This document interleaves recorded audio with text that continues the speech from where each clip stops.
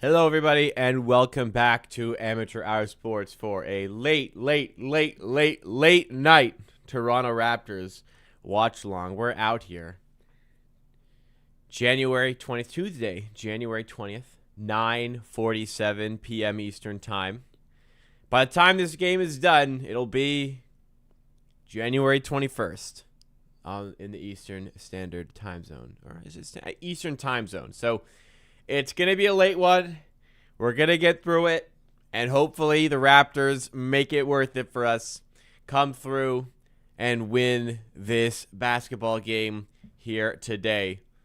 Because we're sacrificing a little bit of sleep for this. And, the older I get, the more I value those hours of sleep. Back in the day, it was still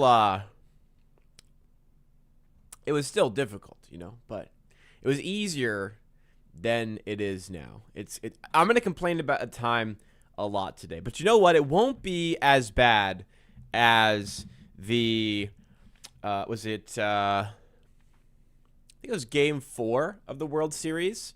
I was doing a dual watch along, and the Raptors game and the Blue Jays game overlapped quite a bit. So I ended up doing a dual watch along because I wanted to do a Raptors watch along, but I also wanted to watch the World Series as a Toronto Blue Jays fan. And that game went until about 3 in the morning. It just kept going and going and going. And it turned into about a 6-hour stream. So if I can do that, I can do this. And so can you. We got the Raptors in action tonight on the West Coast against the Golden State Warriors. Looking to bounce back after a couple of losses in a row.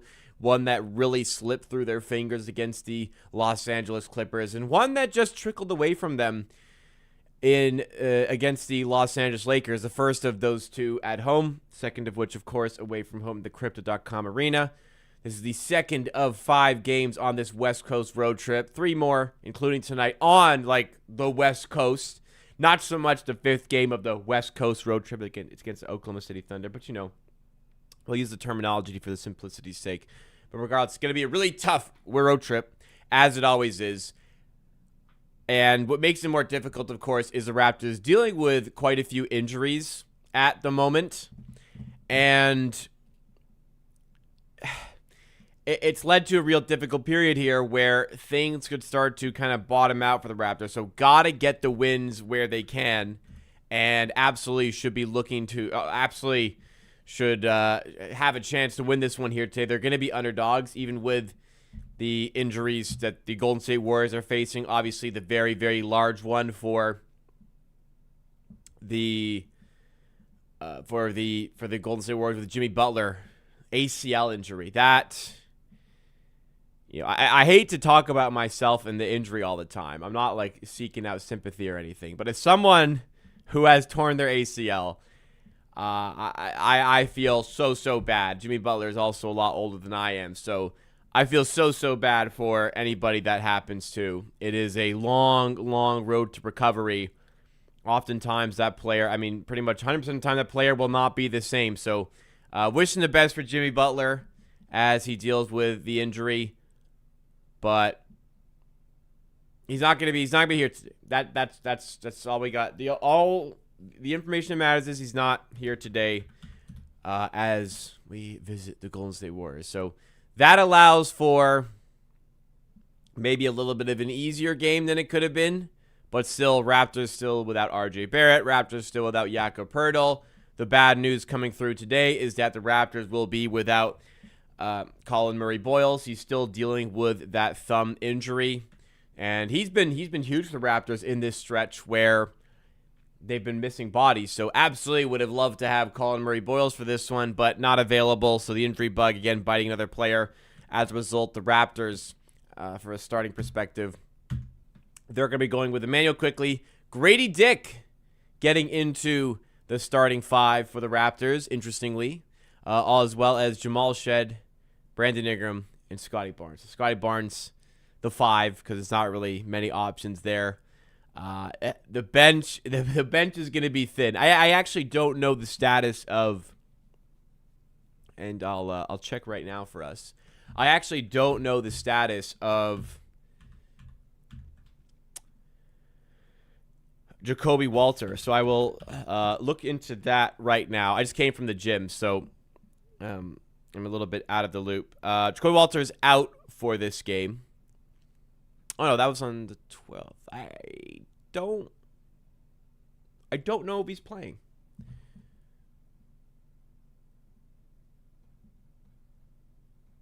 Is he on the injury report? He's out. Okay, Jacoby Walter's out. And I think that's it. I think Abaji's in. What is the bench today? What is the bench going to be? So, off the bench,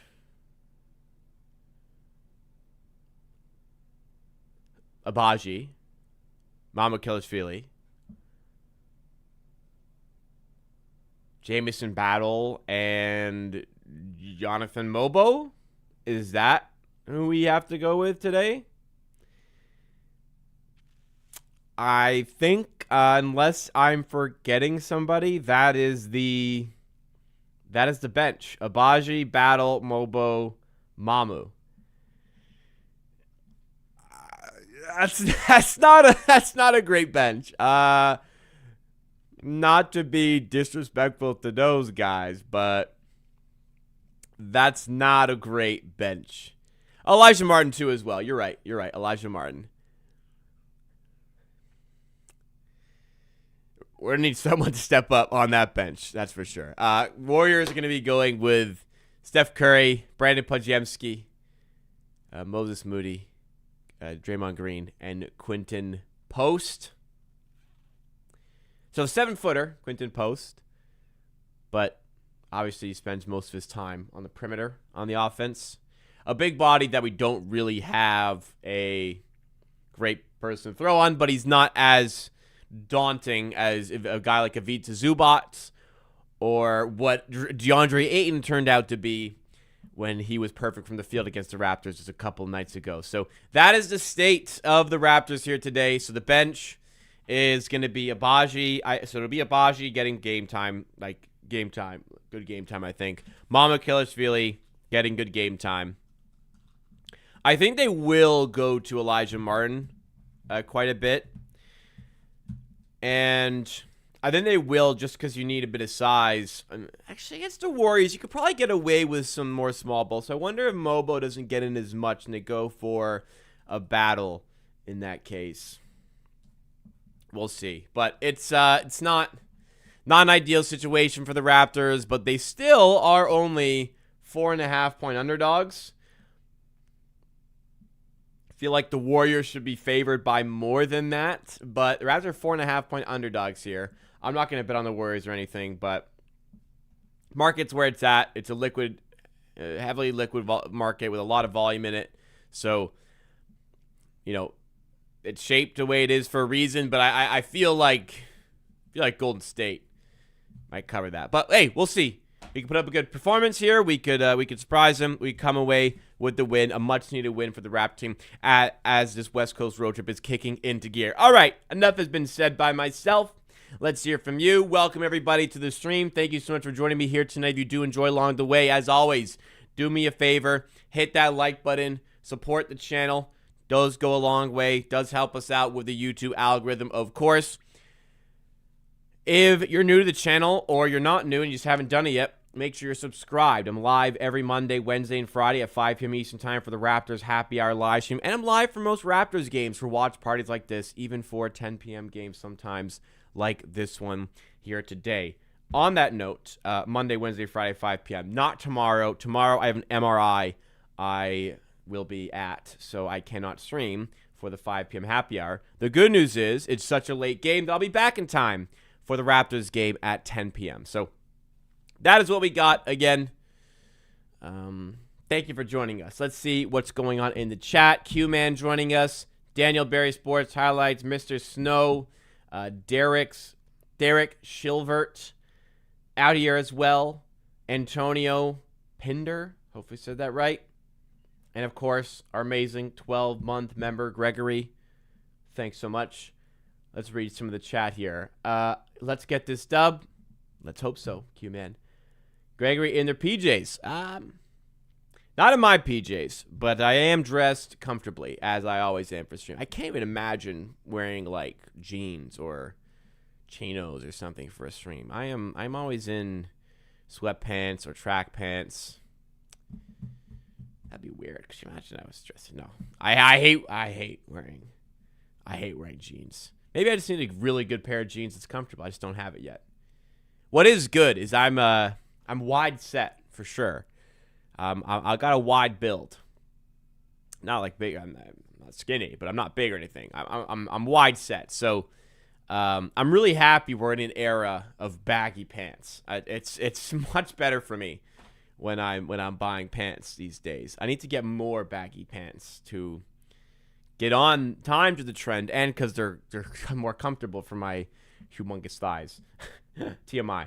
Are the Warriors cooked because they lost Butler? Do you think they're even making the play-in now? Well, it's already like a really difficult. I'm gonna get exactly their standings to better answer this, but it was already a really difficult Western Conference where they were, kind of in a bit of a perilous situation. Funny enough, they're 8th in the West, and they have the same record as the Raptors, who are 4th in the East. They have a bit of a gap on the rest of the play-in spots. They could strengthen the deadline. They could move Gramegna and maybe add a player who can help them here. The Clippers are on a roll, so as we saw. I think Dallas will tank. I think the Grizzlies will think about tanking. I don't think there's going to be a ton of challenge. I don't think there'll be a ton of teams trying to challenge them for that play-in spot. So I think they will still make the play-in just because there's not a lot of motivation behind those seeds to get there. Maybe the Grizzlies will, but I'm not sure. The Clippers will be I think Clippers could still be a playoff team from here. I know they got ways to go. I think they could still be a playoff team the way they've been playing lately. Blazers, I was pretty high on going into the season. They've reaffirmed that. They're 500 right now. Dallas, I think bottom 4 will certainly look to tank. Bottom 3, certainly. Probably bottom 4. I don't know if the Grizzlies will. Maybe the Grizzlies will have some. But I think the Warriors could have enough still. Because Steph Curry is still an elite basketball player. There is help there. They could strengthen the deadline. I guess we'll kind of have to wait and see there. But, yeah, obviously losing Jimmy, that's a huge deal. That's a huge deal. I wish the best for him in his recovery. But he seems in good spirits from his social media post that I saw. As long as Gregory says, as long as Scotty's injured, God help us if he twists an ankle. Yeah, we are fucked if we lose Scotty for sure. He's got to be an all-star. I'm scared of the possibility he's not an all-star because it's just so fucking obvious that he should be an all-star this season. I'm just scared of what if they actually snub him? Because it's down to NBA coaches right now. It's annoying when the coaches, because the coaches choose the all-star reserves. I didn't expect Barnes to be a starter first of all, but it's annoying when the coaches snub one of your guys from being an all-star. Because okay, if you don't think he's an all-star, why the hell do you scheme everything to stop this guy? I guess that's not the case of Scott, but I remember years Siakam didn't make it. I'm hey, how come every time the Raptors play you, you are scheming everything to fucking stop this guy from doing his thing? You're so scared of this guy, yet you won't vote him to be an NBA All-Star. I guess it's different in this scenario here, but he better be an All-Star. Derek says 2 weeks, 2 weeks. Sorry, the typo threw me off. 2 weeks, 2 sturdy. This ship, Webster. I kind of zoomed out a little bit because we did the Raptors Happy Hour stream yesterday, and I talked a lot about the team. A lot of it was negative yesterday because they've let a couple games slip away here, but they are missing a lot of key players to injury. They are missing guys. Could they have done better despite that? Sure, but they are missing a lot of guys and having to battle through that, which is difficult. Mr. Snow says Temple game. I don't think we're going that far just yet on Temple. Antonio Pinda says, who are these guys? Hey, come on. I was roasting him a bit, but let's have some respect. AJ Lawson also should get some game time tonight. I didn't mention him as well. Kim, did you get here? Yes, I did. Thank you for noticing. You would have noticed it on the stream yesterday, but that's okay. That's okay. I did get a haircut. I feel lighter. I feel a lot. It was getting long. I got to cut it every 4 weeks or so. It's got to get cut. And this was like pushing 6 weeks since I got it cut. So it was really long, and I'm much happier with it at this length tomorrow. Tomorrow, Sacramento Kings, always difficult to play. Second night of a back-to-back. Thankfully, the Kings as well are also in a back-to-back. However, they're at home tonight and won't have to travel as we do. Not that we're traveling very far to get to Sacramento, but, moving locations is never easy. So it'll be a tough one tomorrow. Still, but more winnable than this one here today. I wonder why they re-signed Kuma. They didn't want to pay him. Well, you retain the asset and you try and get something for him as far as the trade is concerned. Like the Phoenix Suns brought back DeAndre Ayton. They did not want to bring back DeAndre Ayton. They were able to trade him after the fact. I don't remember them getting like anything. Actually, no. Didn't they get like too much for DeAndre Ayton when the Suns traded him? Wasn't he in the... Was he in, like, the Damian Lillard trade? I think he was in the Damian Lillard trade. Yeah, I'm pretty sure he was. Let me see. Okay. Okay, yes. So, the Suns, well, you know what? It didn't work out, did it? Because they got Yusuf Nurkic, who handcuffed them financially. Did I get anything else? Didn't they trade Toumani Camara in this deal, too?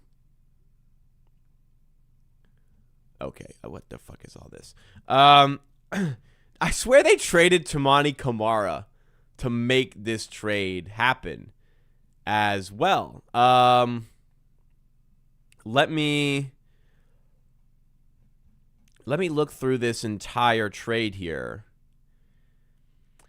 Okay, so the trade involved Damian Lillard, Drew Holiday, Yusuf Nurkic, Grace Allen, 2023 for second round pick, Toumani Camara. Yeah, that was okay. So they re-signed Ayton to trade him and get stuff. They ended up having to take on Yusuf Nurkic's contract. And they lost Toumani Camara in the fucking trade. Oh, wow. Toumani Camara is really, really good at basketball. And they could really use a player like Toumani Camara. Okay, I'm trying to find like a full... I'm just curious at this point. Okay. There we got it. DeAndre Ayton and Toumani Camara to the Blazers. Wow. They got Camara and Ayton and got off Yusuf Nurkic. The Suns got Keon Johnson, who's, I think, out of the league. Nasir Little, who I also think is out of the league. And Yusuf Nurkic, who handcuffed them financially for a while. Portland got Drew Holiday, 29, first round pick. And Milwaukee also sends, because they got Grayson Allen, who was a good pickup. But they lost Toumani Camara, who's way better. And they got a player in Yusuf Nurkic who financially handcuffed them, as I said many times. Wow, so sometimes just re-signing a guy for the sake of trading him, sometimes that doesn't work out. And this is an example of that not working out. Because that did not work out. Anyways, I got off track there. What are we talking about right now? What the hell are we talking about? Why did I go through that rabbit? Oh, Kuminga. Why did they sign Kuminga? Because in theory they can trade him for something. But I guess it doesn't always work out that way. But I guess he's a younger player with more desire to play basketball than DeAndre Ayton. We will see. What are we thinking, chat? With what does Webster do? I mean, he's looking for a big trade. We'll see. He's going to be looking to duck the tax. He's going to be looking for a bigger trade. He's going to be looking to make the team better. He's going to be looking to make the team better. And so he says, do you think we have the core to make a serious run? This season, no. But I have a lot of confidence in Barnes and Ingram and building around them. It's just we have, here's the word again, handcuffed ourselves financially with the contracts dished out to Pirtle and to Quickly that are not going to go away easily. I think we could get them away for John Morant. But word from Michael Grange today, and not like Michael Grange is like, the source of truth, the be-all entity or anything, but word from Michael Grange is that there is not interest in John Morant from the Raptors camp. There is interest in Anthony Davis. So we'll see what materializes out of all of that. If we can get better on offense without sacrificing too much D, we can make a bit of a run, I think, if healthy. Honestly, I look at the team. The Raptors, last I checked, were fourth in defensive rating NBA. I don't look at this Raptors team like they should be that high. So I don't think like the names make us that. So I think we could sacrifice some players and still maintain a good level defensively. When you have a defensive player of the year caliber player in Scotty Barnes, at least that's the way he's playing this season so far, a lot of things can kind of work around that. And if you bring in a center who can help you defend, you can even strengthen your defense a little bit. Fingers crossed we get more than 10 threes in this game. I mean, that'd be great. I don't know if there's some deal. There was a deal for a while where if the Raptors hit, I think 12 threes, you got a free side of fries at McDonald's. That deal used to be, you remember back in the day, I think it was a free slice of pizza if the Raptors got 100 points. Back in the mid-2000s when 100 points. Woo, 100 points? God damn, to celebrate, get this unreal achievement of 100 points, you get free pizza. And now, there'll be a lot of free pizza, I don't know what the deal is anymore. I don't even know if they do a deal anymore. I think they just give you free pizza if you're at the game. There's a QR code on screen. I haven't been to one in a while, so I'm not so sure. Do I think we are going to sign a big dog,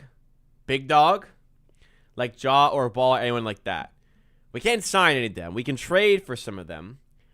I mean, I think there's certainly a realistic chance we do get a good player, but I would say the percentages are comfortably under 50%. So I don't think it'll happen, but there's a percentage chance there, but I just don't think it's a very high one. But it's present. It's comfortably above zero as well. What are the chances? I'd probably say 20%. The Raptors land a big name.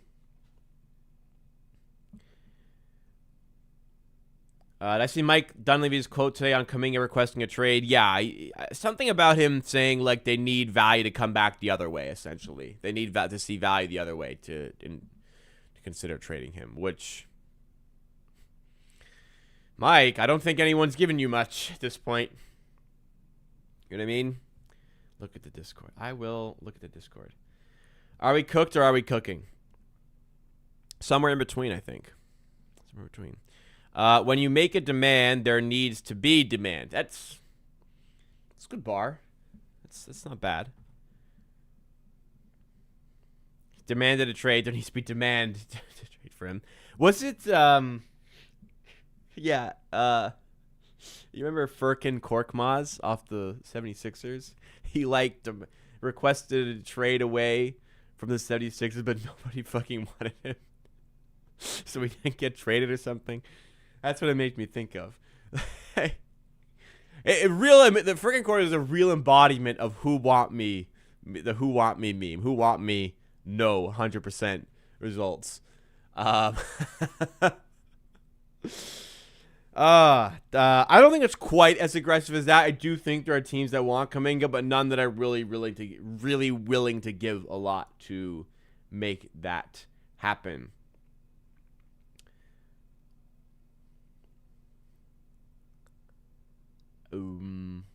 Sky runs the fourth-ranked defense in the NBA. It's incredible how good he's been. Absolutely.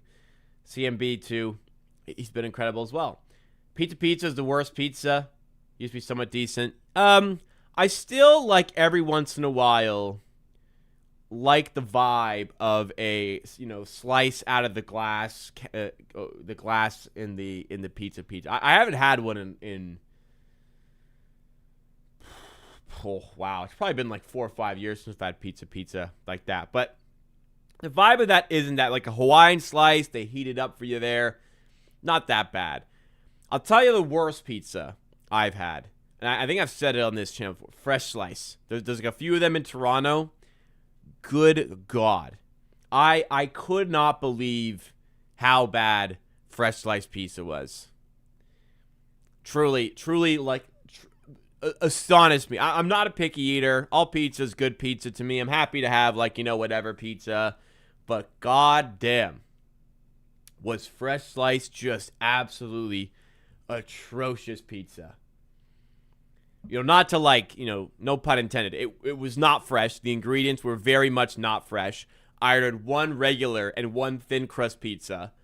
You would never, ever have been able to tell which one was which because they were the same fucking thickness of dough. The sauce had no flavor. The dough was chewy. It was truly awful. Like, I do not waste food. I do not waste leftovers. Like, I really have a plan in mind. When there's leftovers, I have a plan in mind. I know when I'm going to eat it, what meal I'm going to eat it, how I'm going to eat it. Game's on now, by the way. But I need to warn you about fresh slice.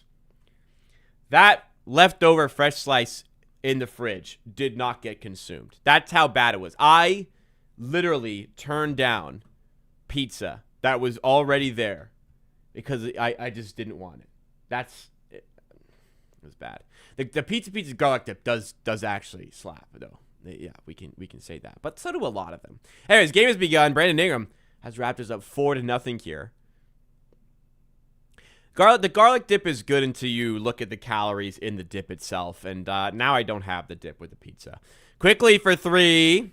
Knocked it down. 7-0. What a hot start for the Raptors here. John Doe asked, will CMB play? What's the update? He's not playing. It was revealed yesterday that he is out for today's game.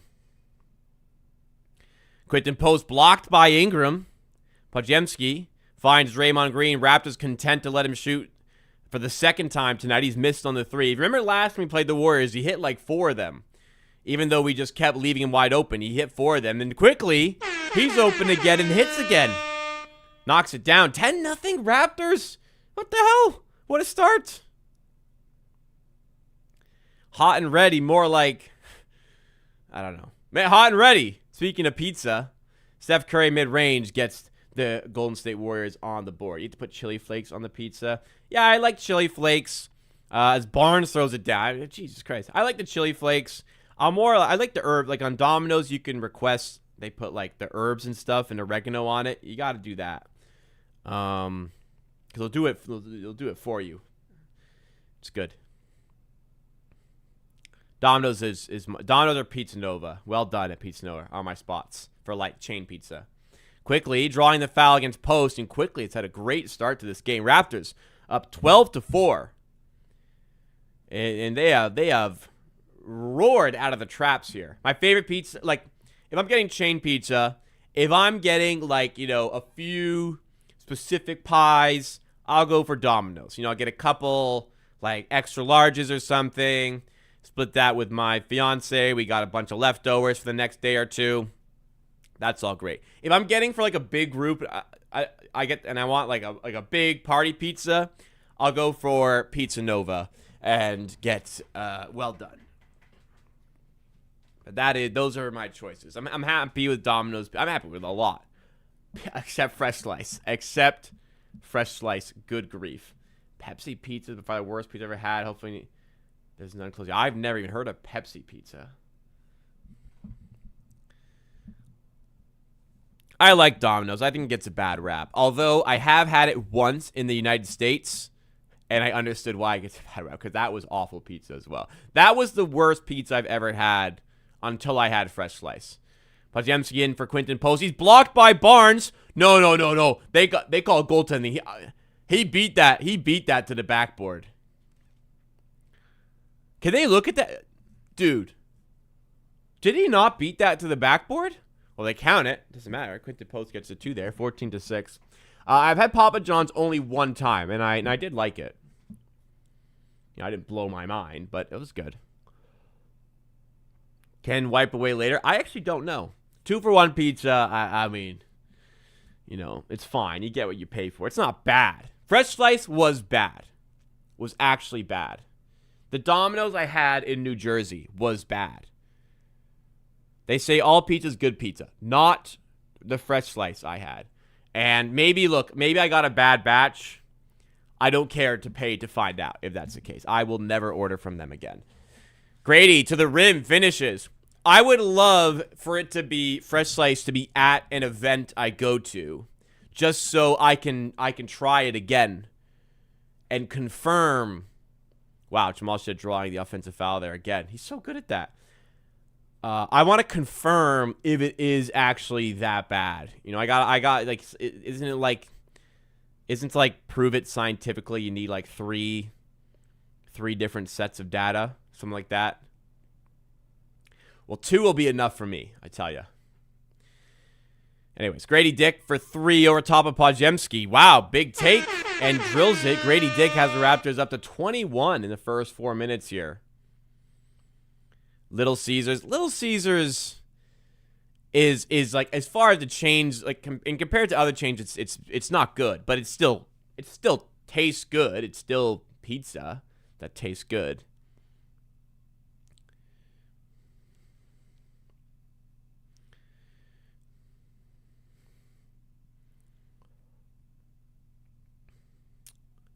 These starts scare you because it's not sustainable the rest of the game.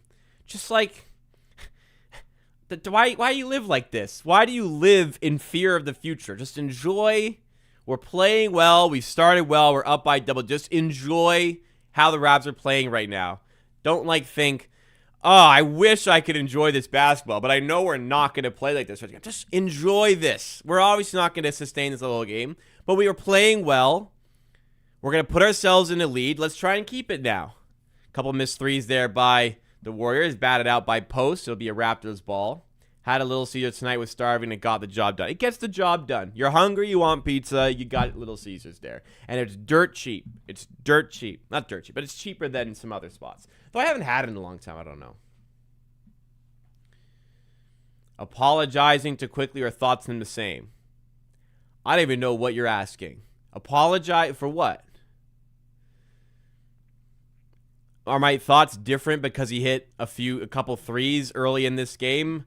No. My opinion on him based on 5 minutes of game time in a random game of the NBA season, no. My opinions of him as a whole have not changed as a result of these 5 minutes of basketball. Pizzeria Fornas, Bathurst and Bloor, 10 out of 10. I look into it. Speaking of Bathurst and Bloor, I hear that they are putting a Badiali's pizza at that intersection.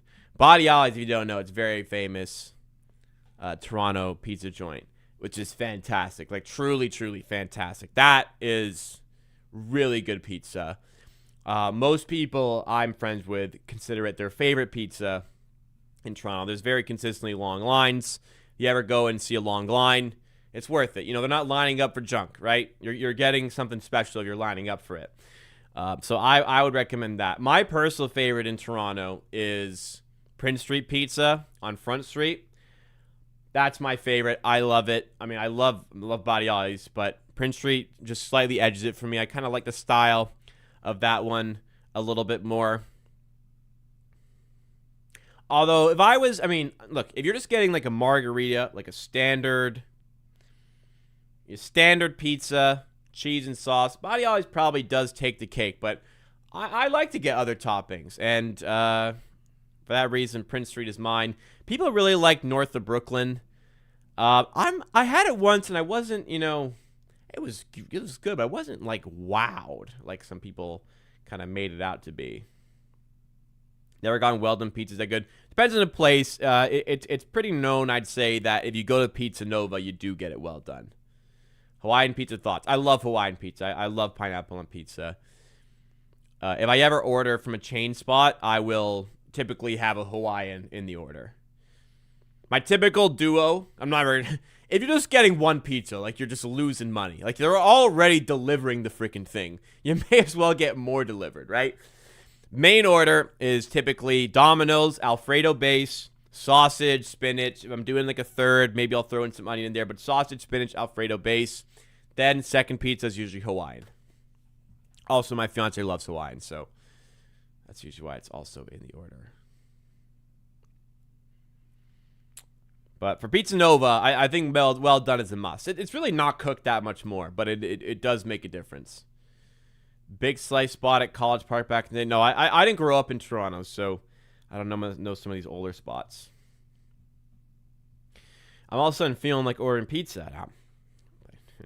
I'm hosting a party on Saturday with a lot of people, and I said before there was a lot of people coming, I said that we were going to order pizza, and now there's more people than I was expecting, and I need to order pizza for everyone. So it's just gonna, it's gonna be a cheap spot. I don't know which one yet. I'm gonna scrape for coupons and discounts and stuff, but it's not gonna be a high quality joint. It's not gonna be fresh slice. I'm not gonna torture my guests, but it's might be a pizza or Little Caesars thing. We'll see.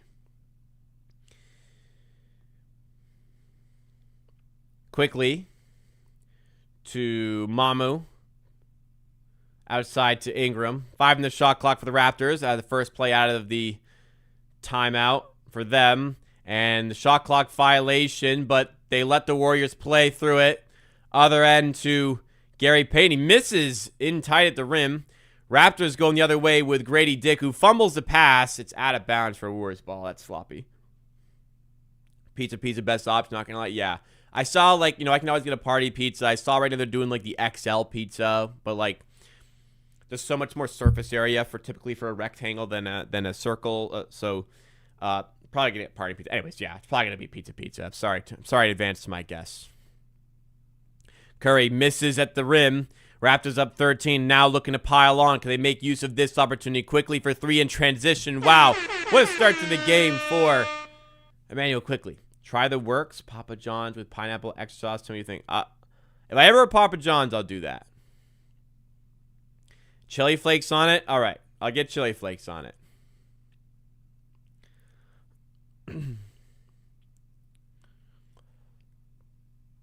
It's probably going to be...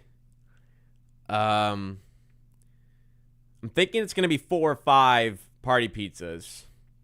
And at least 3 will be cheese. It might be 1 or 2 pepperoni. I think 2 pepperoni. I think 3 is enough. My only worry is if there's guests who, and there might be at least one that doesn't eat pork. I don't want to run out of cheese and they can't have the pepperoni one. So... probably 3-2. That's probably the right ratio. With the pepperoni on top so that people are eating that one first. You know what I'm saying? With the box on top. 26-10 Raptors. Gotta think about these things. Also, it doesn't mean probably vegetarian guests. That I don't know for sure of. I have at least one friend who doesn't eat pork, so... maybe the ratio will have to be 4-1. I don't know. Veggie pizza. Nah. Listen. I'm buying a lot of pizza. I don't want to pay for all these toppings. We'll see how much different the price is from Pizza to Pizza Nova. Because I would absolutely rather Pizza Nova. But if there's like a significant difference in price, then got to do what you got to do.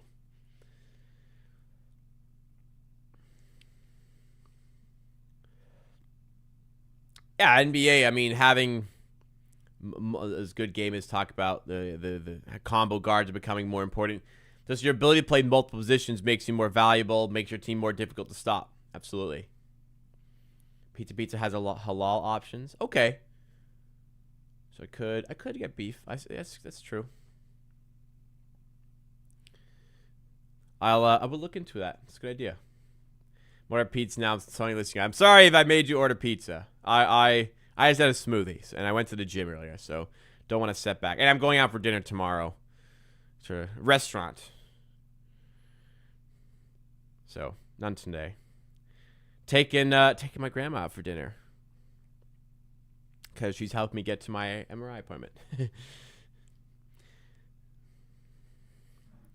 Grady Dick to Abaji. Raptors doing a lot better with the zone today. Got to tell you. And that's I know they turned over. That's the kind of play that you're looking for where you're getting into the high post, getting the ball in those high post sorts of areas. Speaking of my MRI, I want to give a big shout out to Martin, who emailed me after the Raptors Happy Hour yesterday and gave me some tips on neurological physio, which I will look into. So thank you for that, and thank you for your concern. Abaji just turned the ball over on consecutive possessions for the Raptors. Not a good look for Abaji coming off the bench. It's a thin bench for the Raptors, so need those guys to step up here today. Leads about versatility. I mean, of course. I mean, it should be, right? Like, your ability to play multiple positions makes you more valuable, right? And that's, like, in particular on the defensive end. Hence why the Raptors are kind of shoehorning quickly into this point guard spot because, if you play quickly at shooting guard, you're sacrificing a lot of size for the position. Like, you can have a much taller player at shooting guard, which is why I think they're more focused on trying to develop him as a point guard. So when anyone asks, why would you play him as a point guard? That's really why.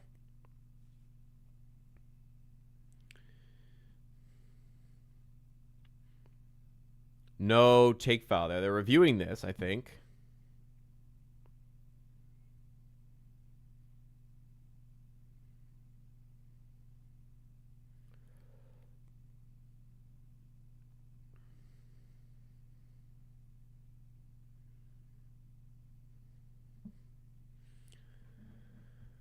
Have you had Alpha Shawarma Dano? Yes, there are two in very close proximity to each other. There's one at like King and Portland, and then there's one at Queen and Bathurst, or like right next to each other. I have had both locations, and I'm a fan. What is good is that the one in King West is open very late. So if you are out late, sometimes you'll be around King West. Alpha Shawarma. Common foul, not a clear path foul. So 28-15, it will remain. Baji's got to fix up here.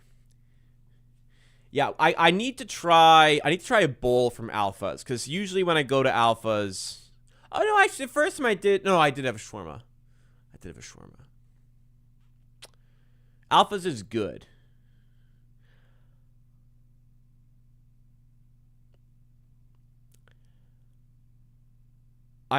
Do I prefer it over Shelby's?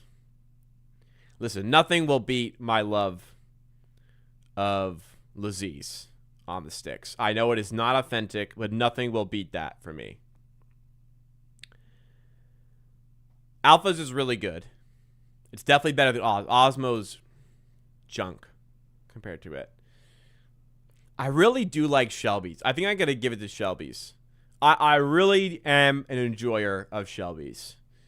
But Alpha's is good.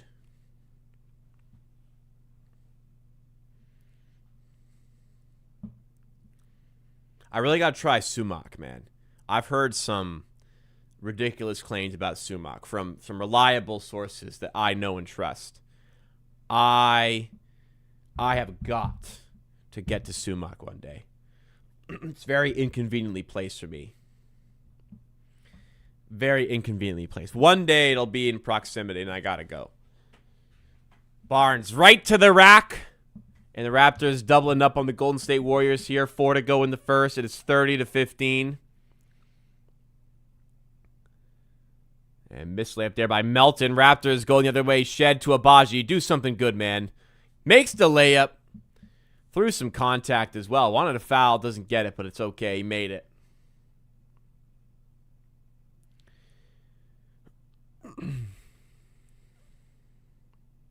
The one in Saga, I will cross paths with. I will get... I think in the summer, I will end up getting that. But I'm worried it's not like as... Like the Scarborough location, I think, is the first one. That's just so far. I'm never going to be there. I will be in the range of the Saga one in the summer. Because I play soccer in Oakville and Burlington. Like, I'll cross paths with it. I'll make it happen. Alex says, game starts too late. Need to wake up to work tomorrow. I mean, me too. I got my gym session in now so that I do not have to get it in the morning. I got it in right before stream. I mean, Suwak's big enough. They'll probably get it downtown location, but who knows when. Melton on the ball for the Warriors. Working around the perimeter. 3 is up and good. Warriors staying in this game. Raptors have given them a bit of a barrage early in this game, if you will. The Warriors have been able to sustain it. Santos there knocking down the 3. But Raptors up 11 with 3:06 to go in the first. Loads of time left. Quickly leading the way with 11 for Toronto. Perfect 3 of 3. Barnes, perfect 4 of 4 with 8 points. Minus 25 with that wind chill on Friday, Saturday. Yeah. Unfortunately, me and my fiance are hosting a themed party on Saturday. And people hopefully are going to be dressing up a little. And it's going to be bloody cold. And I feel bad for the guests who are attending. Where will Kuminga be traded to? I don't really know who wants Kuminga that bad. How much a desire is there for Kuminga, who needs a lot of the ball to be successful, but isn't successful enough to warrant giving the ball to very frequently? Like, how effective can Jonathan Kuminga be as an ancillary piece to your product? To me, not super, not that good. So it's kind of difficult. There is a chance in the right environment where you can get a lot out of him, but it's tough to do that, to be honest.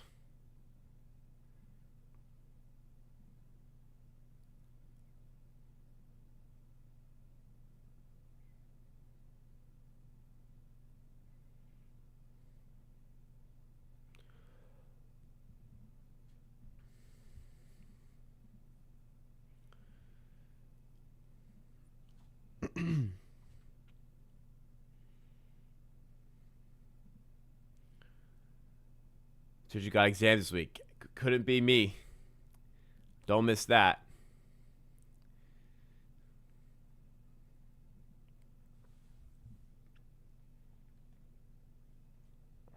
Make sure you study, not just the night before. Shed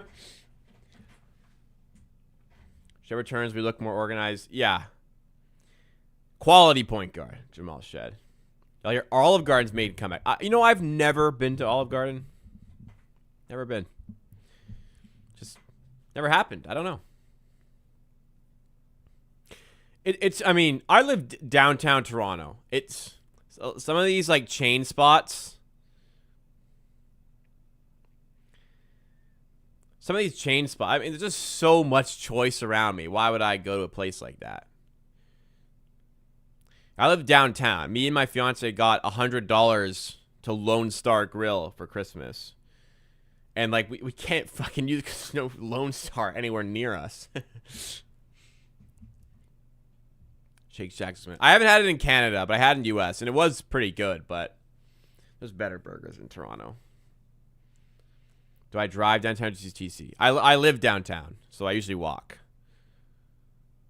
If I'm going anywhere far, I TTC. Shake Shack, Union Station. I had it in the U.S. It was good, but there's other really good burgers in Toronto as well.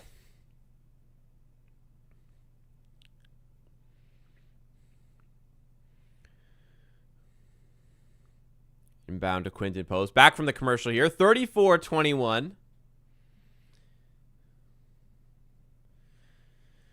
Yeah, I guess it's better than McDonald's, that's for sure. But it's cheaper. McDonald's is cheaper. And I like McDonald's. Mamu to Barnes. Now battle. Back to Barnes. Nice feed. And Barnes splitting a couple Warriors to finish at the rim. Raptors up by 13 with 2:16 to go in the first. I've seen a Spurs vs. Rockets. I have not, because I'm watching this, and I just got back from the gym when I started watching this one. Healed at the rim. He's fouled by Shed. It'll send him to the line. Moon says, I just tune every cooking. We are cooking. Offense is just been extremely efficient tonight. Manuel Quickly's had a really good game so far. Been big. Yeah, this is I'd say close to peak. I think peak Scotty shot selection still does include, a few threes a game, but yeah, when Barnes is not selling in mid-range, this is very close to peak. I agree.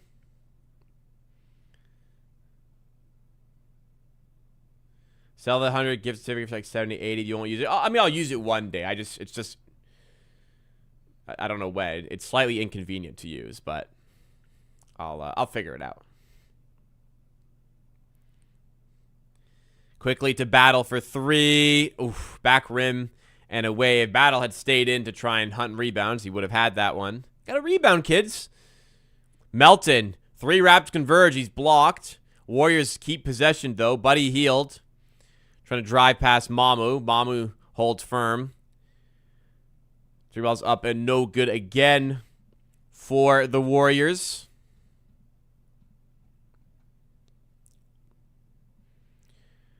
Raptors, another shot goes back. They're up 11 with 1:23 to go in the first.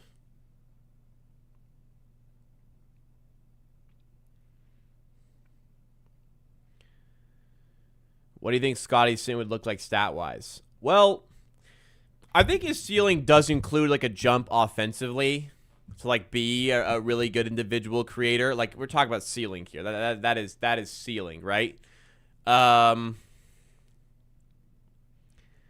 I think there is a reality where he can get to like mid 20 points per game, can rebound like 7, 8 per game, and assist 5 or 6. Like that is ceiling we're talking about here. But I think that's not impossible. Lone Star is not. I mean, Lone Star is what it is. We got $100. I'll get like a good. Me and my fiance will get like a good entree each. We'll get an app. We'll get like a drink each, and we'll still be probably good. I ain't gonna complain, right? Free dinner. That's fine with me. What burgers are better than Shake Shack? Oklahoma burger.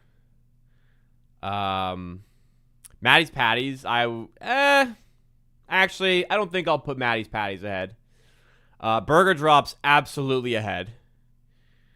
Left Field Brewery makes a mean burger. A mean smash burger, too. This is Raptors. Nice ball movement there. Baji finishes. How would I compare it to Beer Town? Beer Town makes a pretty good burger. I don't know if I'd say it's better, though. Burger Drop, Left Field Brewery, 100% better for me. Oh, nice move by Podziemski to finish. I tried roti. I haven't tried roti, but I would certainly like to. I just don't know why I haven't ever done it.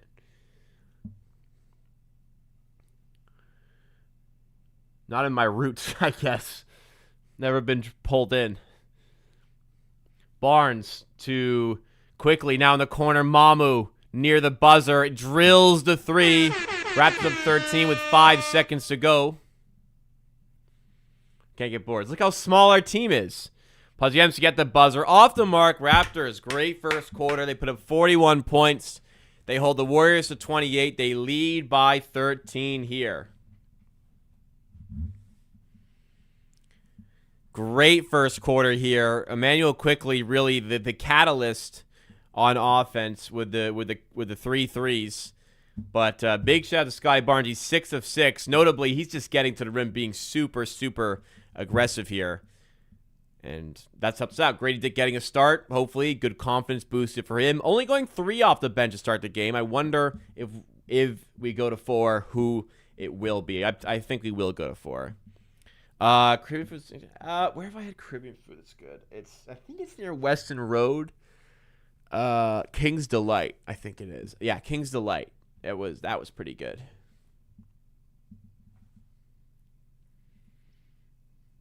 And if you're looking for a burger in Toronto, funny enough, they're both in Liberty Village if you're ever there. Burger Drops, and then a 1 minute walk around the corner.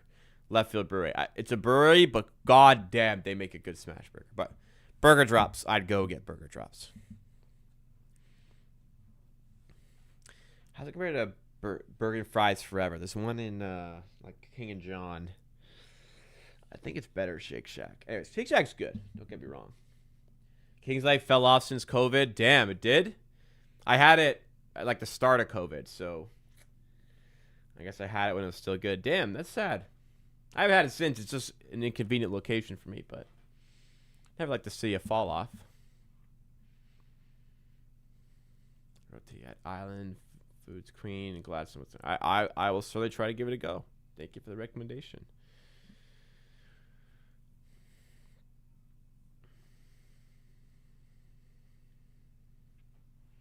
Gotta try it. Toronto really is the hot spot for food, you know. You find some absolute gems out here. I don't know if Burger Drops makes it. Is there like more locations? Or just the one? I think it's just the one. It is incredibly good. I had Ollie's. I have not. I never heard of Aussies. Place I gotta try. Dottie's. I think it's like more West End. But I heard about it, and I really wanted to go one day. And the day I was gonna go, it was closed, so I didn't get to go. But I would love to go.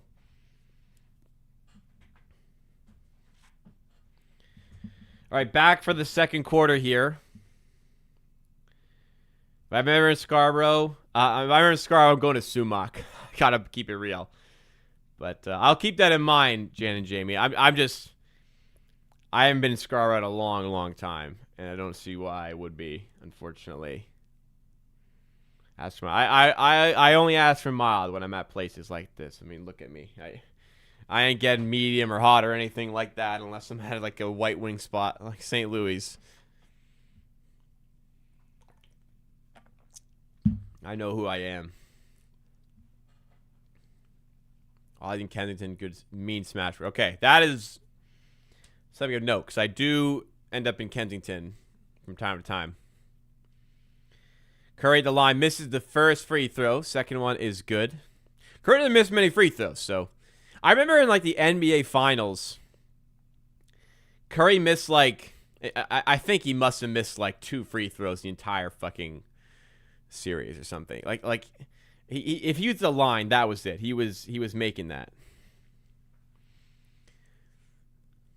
And if he missed, I'd be like, "That's your one miss of the game. You gotta make use of this now." Lawson in the game, and Mo, by the way, so they're going 5 deep on the bench today. Lawson is fouled there. Will head to the free throw line.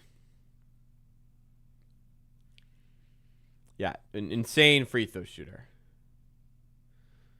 Of course, I don't know if he's the best of all time percentage-wise, if it's still Steve Kerr. Actually. I think it's like Kerr. I think it's Kerr, Nash, then Curry. Oh, no. Right now it's not even Steve Kerr. What am I thinking? Oh, Steve Kerr's a 3-point percentage. So Steph Curry right now is higher than Steve Nash. Why did I think it was Steve Kerr? I don't know. I haven't had Dave's Hot Chicken. I got to try that one day. I have had Knockout Chicken in Kensington. I actually quite like that. Shed to Lawson for 3. Doesn't go. Raptors by 14. Yeah, I would recommend Knockout Chicken for someone in Kensington. Or there's one on... I think it's Dundas and Mississauga Road in Mississauga, which is also good. Don't travel across the city for it, but if you're near it, it's good. Barnes for 3, doesn't go, contested 3. I can miss a Draymond contested 3 by Scotty Barnes. We don't necessarily need those to be put up. Draymond, up fake, driving. And misses. So Mobo has the rebound. Take it the other way. Battle hit the deck. It's a bit messy here, but Mobo finds Shed. Now Battle to Barnes. 43-29. Barnes. Couple Warriors converge. Did he travel? Well, it's out to Shed for 3. It's off the backboard, and the Banks open late today. 46-29. Banks open late at the Chase Center. Throw in a fake check, and Chase ATMs will give you money. It's your money after that, right? Free money. Chase bank glitch. Shed just pulled it off. Is Bergeron the best play to try to go to Toronto next? Depends what you're there. Like if you're going to a Jays game, which I think you said, it's a bit out of the way. I certainly think it's worth trying. It is my favorite burger, period. It's just like, how you're traveling from the east side. I'd recommend it. It's quite a trip, though. But I think you got to try it at some point. Five Guys still good. Why would you Again, Five Guys is like you live in the suburbs. You don't got access to a lot. It's Curry. Rare air ball on the 3. Goddamn. But if you're in downtown Toronto, you have no excuse whatsoever to be at a Five Guys. Five Guys is good, but it is not anywhere close to.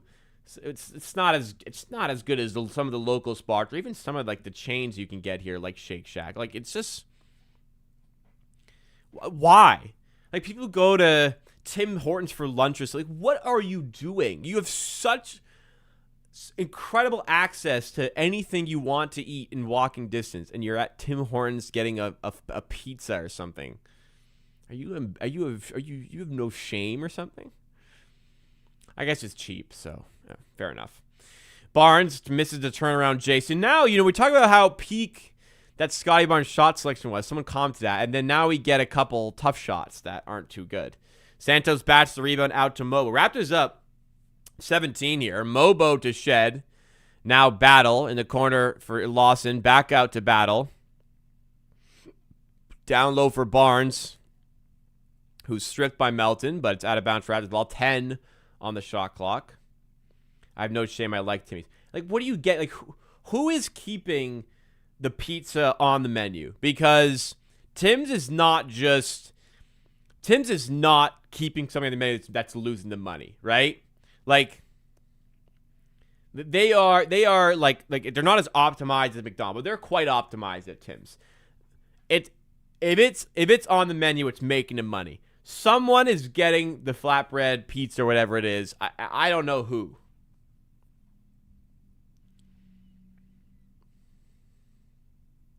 The GTA is so diverse in food, but you're getting Popeyes. That's what I'm saying, right? Popeyes hits from time to time. Then again, if I'm getting, I really like Chick-fil-A, and that's not exactly exotic or anything. The only justifiable time to get Timmy's is around an on-road trip. Timmy's for breakfast, I don't see any shame in that. If you're buying, you don't want to pay too much for eggs. You're getting a cheap breakfast. A farmer's wrap is really good. But lunch, man, come on. Lunch, I'm just getting breakfast. It's a rule. Barnes is a cosplay. Paolo Banchero at least 5 minutes per game. It's pretty accurate. That's a good way of describing it. Five Guys, we moved into doing code hit 2.5 hours away. I would give access to the choice in Toronto. Five Guys be the last place. Yeah, that's what I'm saying. Also, Five Guys is more expensive than some sit-down places, man. I had the horror of trying the Torrance pizza once. Tastes exactly how it looks. Just why? Why would you get that? Any good option near Rogers Center? A lot of people like me don't know good option. Yeah, I would try Oklahoma Burger, which is pretty close to the Rogers Center. It's not right around the corner from the Rogers Center or anything, but it's very, very walkable. Oklahoma Burgers is really good. It's I think it's Roy Thompson Hall. It's right in front of it. I think that's what it is. It's along King. A little bit. I think it's a little east of John Street. I don't quite know which street, but I think it's Roy Thompson.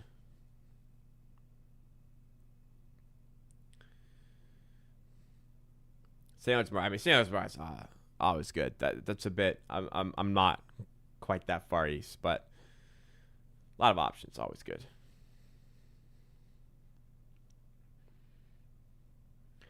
Oh, Weber's up in Aurelia. That's my favorite burger. Do you want to try?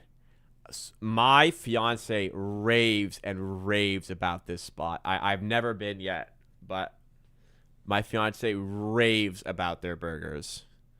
So I will be trying it one day.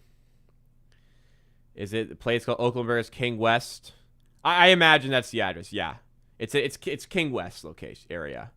Yeah, if you're going to a Jays game, that's a pretty good spot to give a go. Jamal Shed on it, 46-29. Floater doesn't go. Mobo can't tip it in. Good opportunity there. I prep the most foul burrito, bar burrito in North York today. I had bar burrito once, and granted, I was wow, Curry just way off right now. I ordered this bar burrito like right before they closed because it was like a good discount on Uber Eats, and I was not sober. Okay. Mama for 3. We're up by 20, ladies and gentlemen. Anyways, this bar burrito order was tough. Now, I didn't do myself any favors. I ordered like the buffalo chicken, and it was right before they closed, but did not instill confidence to go back there. How is Golden State favored on the spread? I thought they should have been favored by more, to be honest. We had a pretty thin bench to work with, but no, the Warriors are struggling here. 49-31 in this game. Mamu playing well, quickly efficient tonight. Mamu, here he is again, and he drills another 3. Sky Barnes have been great tonight as well. Raptors getting a lot of good performances right now, and they are good for this 21-point advantage. Still lots of time to go. We are far from done in this game. Green with the lob, and the miss on the lob by Kuminga. That will not help demand, son. A.J. Lawson finished the other end on the fast break. The Raptors lead 54-31. I have not had a good taco burrito outside in a while. Ooh, okay. If you're going to a Jays game, really good spot to go to. You can go to the Well, and they have a food court there. Within the food court, you can get La Cubana, which is like Cubano sandwiches. God, I love La Cubana. There's the one in Ossington. It's fantastic. I actually haven't had the one at the Well, but if it's anything close to the one on Ossington, good Lord, it's a fantastic sandwich. And right next to La Cubana is Gus's Tacos. And Gus's Tacos make unbelievable burritos, great tacos, unbelievable tortas as well. Oh, my God. Gus's Tacos is great. If you're going to JD, that's another good spot to go to at the Well. That is walking distance. It's like a 10-15 minute walk west of the Rogers Center. And there's a lot of options as well. So if you're going with like a family or whatever, you don't have to get the same thing. But Gus's Tacos is great to try. La Cubana is great to try as well. Yeah, the Well food court's great.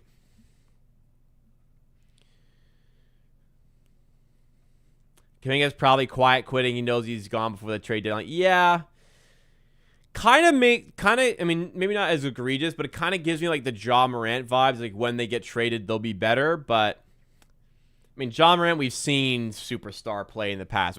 Kuminga is still a question mark.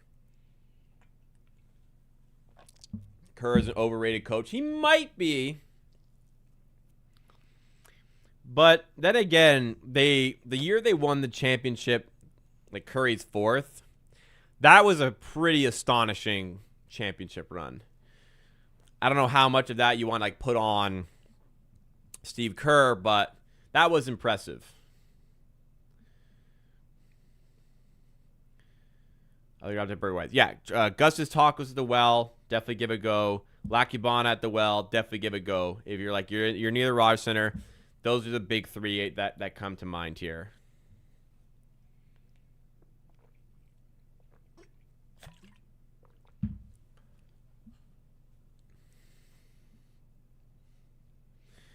The GM said there was no demand for Kuminga. I know. It was, Dunleavy probably shouldn't have said that the way he did. Yeah, it was a bit of a Mickey Mouse title run, but they did it. They did it. Worst champion in a while, but they did it. That's true. Ja doesn't like the coach. But I don't know. Will they fire Usala for him? I don't think so. Doesn't Kerr have 10 rings? So he's got 4 as a coach. Does he have 6 as a player?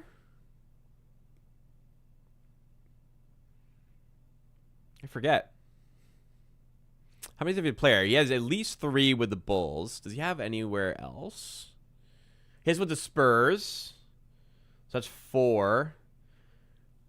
Can't think of anywhere else. Mobo.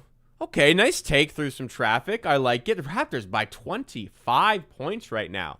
Okay, Ryan, they led, not to dampen the mood or anything. They led by 33 against the Pacers, and it got dicey late. So we still got work to do here. Wow, the Warriors are 1-9 from the field in this quarter right now as Melton airmails the ball to Podziemski. It's out of bounds for Raptors ball. So he has his 9 rings. So he has 4 player rings. So he has 5 player rings. Who's the 5th was? The 2 with the Spurs. Okay, 2 with the Spurs. Some people, Grady Dick for 3. Some people Steve Kerr. I'm not saying Steve Kerr didn't contribute to those championships, but those could have been won without Steve Kerr. Sometimes a player you just keep ending up in the right situations to win. Shout out Patrick McCaw. Grady Dick fumbles another one in transition. Come on, this wasn't a great pass, but come on. Moody for 3 doesn't go. Mamu gets the rebound, and the Warriors continue to struggle on offense. 1 field goal made halfway through the second quarter.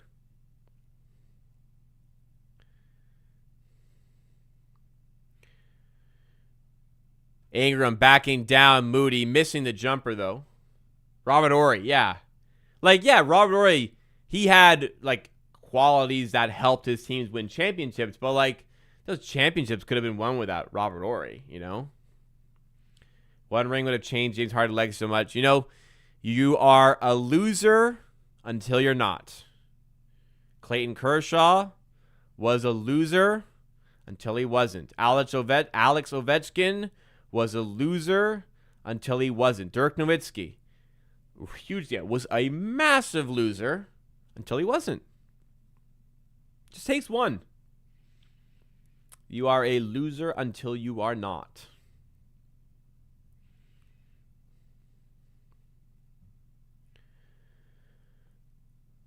Kyle Lowry, yeah, good example as well. Pretty good. Austin Matthews, yeah, he's got to beat the allegations. Don't forget how Raptors fans used to treat Kyle Lowry as well. He's a hero now, but he wasn't always like this. Quinton Post for 3, finally a make for the Warriors. 59-34. Just enjoy it. We're winning. Mamu with the big flush. 61-34. Just enjoy the game. We're winning by a lot. Don't worry about the what ifs. We should win from here. Let's try and keep it. Let's stay happy here. Let's not hunt reasons to be upset. Let's not seek out things that will make us upset. We're winning. It's 61-36. There's still 4:30 to go in the second. It's good right now.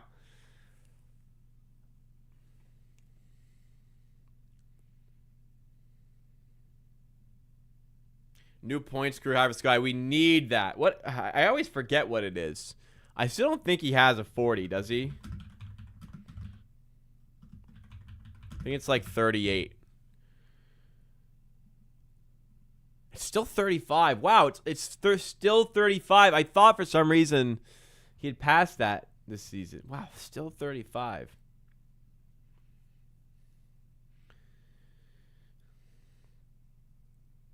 Happy every day we have Brandon Ingram instead of Bruce Brown, as he almost baptized Quinton Post. Back rimming away, though. Melton for 3. Doesn't go. Post on the rebound, lays it in. Nobody can compete there on the glass. Couple buckets in a row for the Warriors. Lead is down to 23. Barnes going through a couple Warriors players and again finishing for the Raptors. Being aggressive again. Getting good looks again. Finishing again. Podziemski. Moves Moody up top.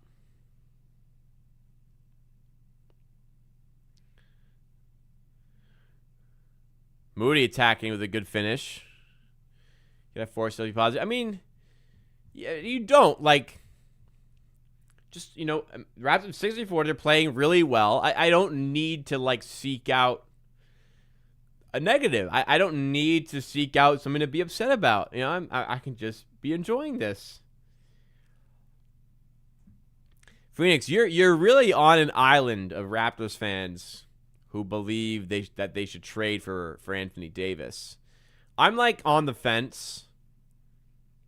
But, man, there is a huge majority that do not want anything to do for Anthony Davis. But you are convinced. I'm not, like, saying you're wrong or anything. I'm just saying you are convinced and you are not in the majority. Quickly, nice take past Podziemski and finishes. No help defense. And he takes advantage. What a game from Emmanuel Quickly.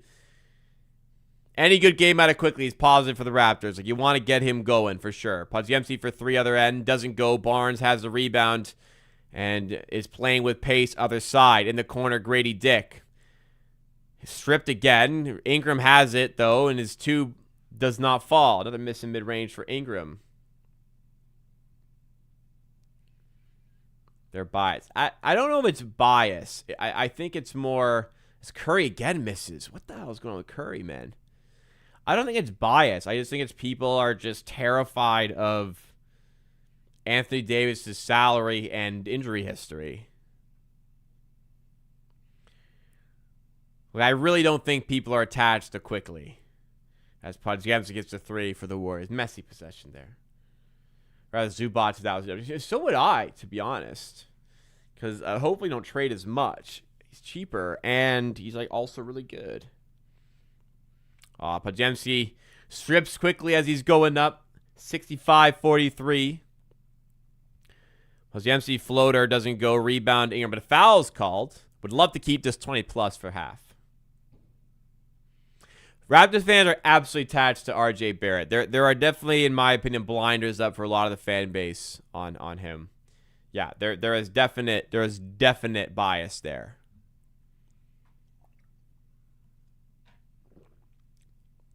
I wonder if R.J. was American, how fans would treat him.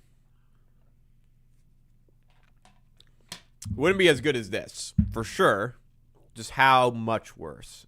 I think it's interesting.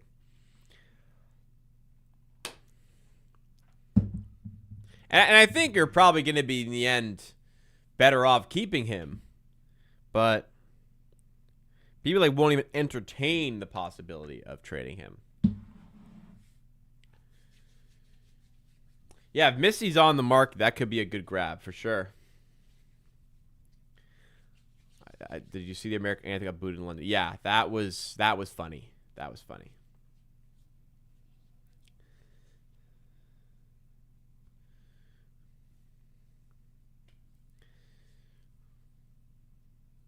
Quickly trying to move past Santos and draws the foul. Raptors up 21, a chance to add on a couple more.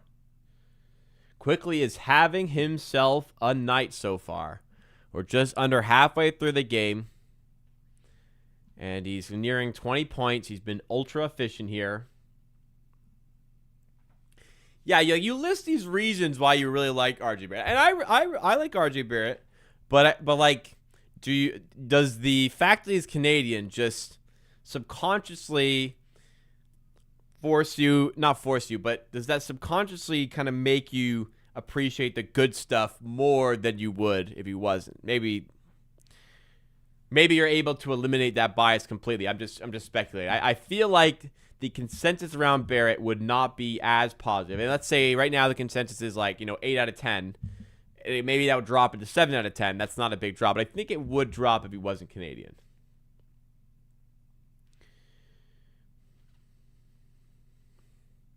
$67-44. Buddy Hield to Curry. Layup. This time it does go. You got to really love RJ's mentality. It truly is incredible. It truly is incredible. A Shed, wow. We're piling it on. Jamal Shed knocking down the three there. RJ always does what's asked of him, and he always does it, at least on offense, at a very high level. But he plays his role. He knows his role. He respects his role. He respects his teammates. Plays hard. Like, there is a ton to respect about RJ Barrett. Right, Donovan Mitchell and the RJ role. Okay, well, I mean, we're talking about a humongous jump there. Like, of course, that'd be better. And Donovan Mitchell and, like, the Quickly role would be a lot better, too. Barnes to Quickly. Now Grady Dick for three. Back rim, and Shed does a pretty good job of tipping it, but Quickly cannot save it.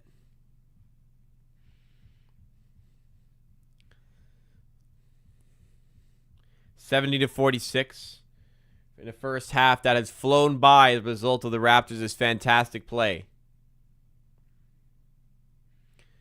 Gary Payton fouled on his way to the rim, so he's going to look to trim into this lead a little bit more.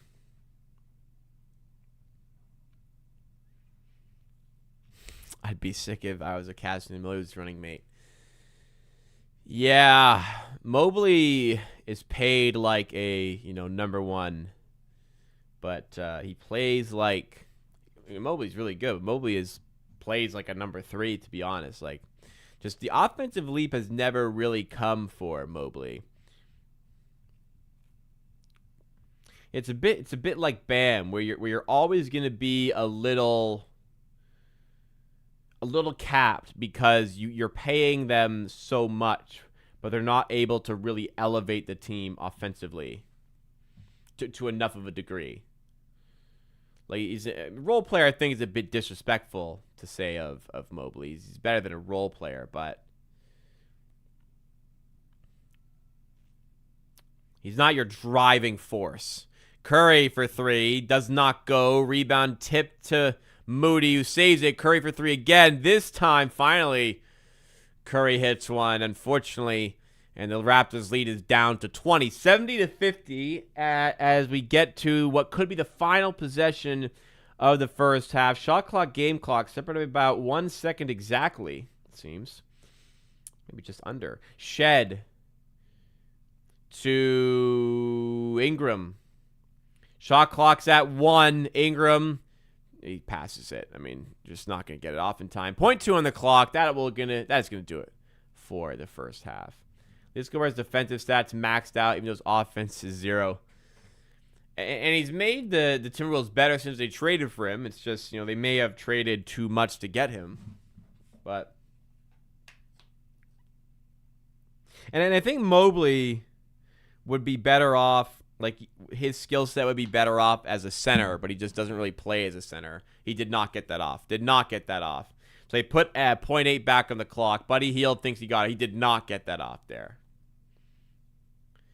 Gobert was a positive trade for the Wolves. I mean, in the end, it has been a positive because they've been very competitive since then after years and years and years, like couple decades almost of non-competitive basketball where they're never making the playoffs. Now they're like a consistent playoff team. They're a threat every year. Gobert has certainly helped them do that. It's just they probably traded away too much to do it. I think that's still in Buddy's hands. I don't think this is going to count. So the Raptors should be good for this 70-50 advantage at the end of the first half. Raptors really pulled away in the first quarter, have maintained those levels second quarter. But the Warriors, maybe a small run at the end of that half. We shall see how it pans out in the second half. All right, I am going to go I'm going to go to the bathroom real quick. When I come back, we're going to talk about the first half. We're going to go through the box score, and we're going to get you ready for the second half. If you're enjoying the stream so far, right now is a really good opportunity for you to hit the like button to support the content. If you're new to the channel, consider subscribing. I will be right back.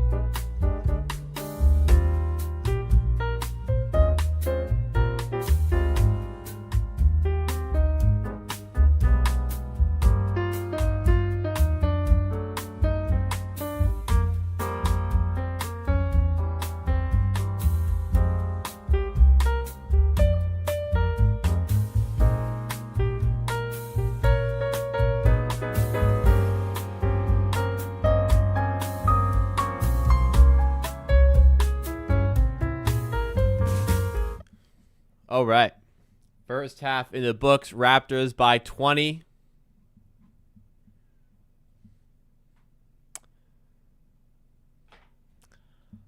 It's pretty good, right? I mean, I'm pretty happy about that. I think you should be as well. What I'm very in particular happy about is how well Emmanuel Quickley's playing.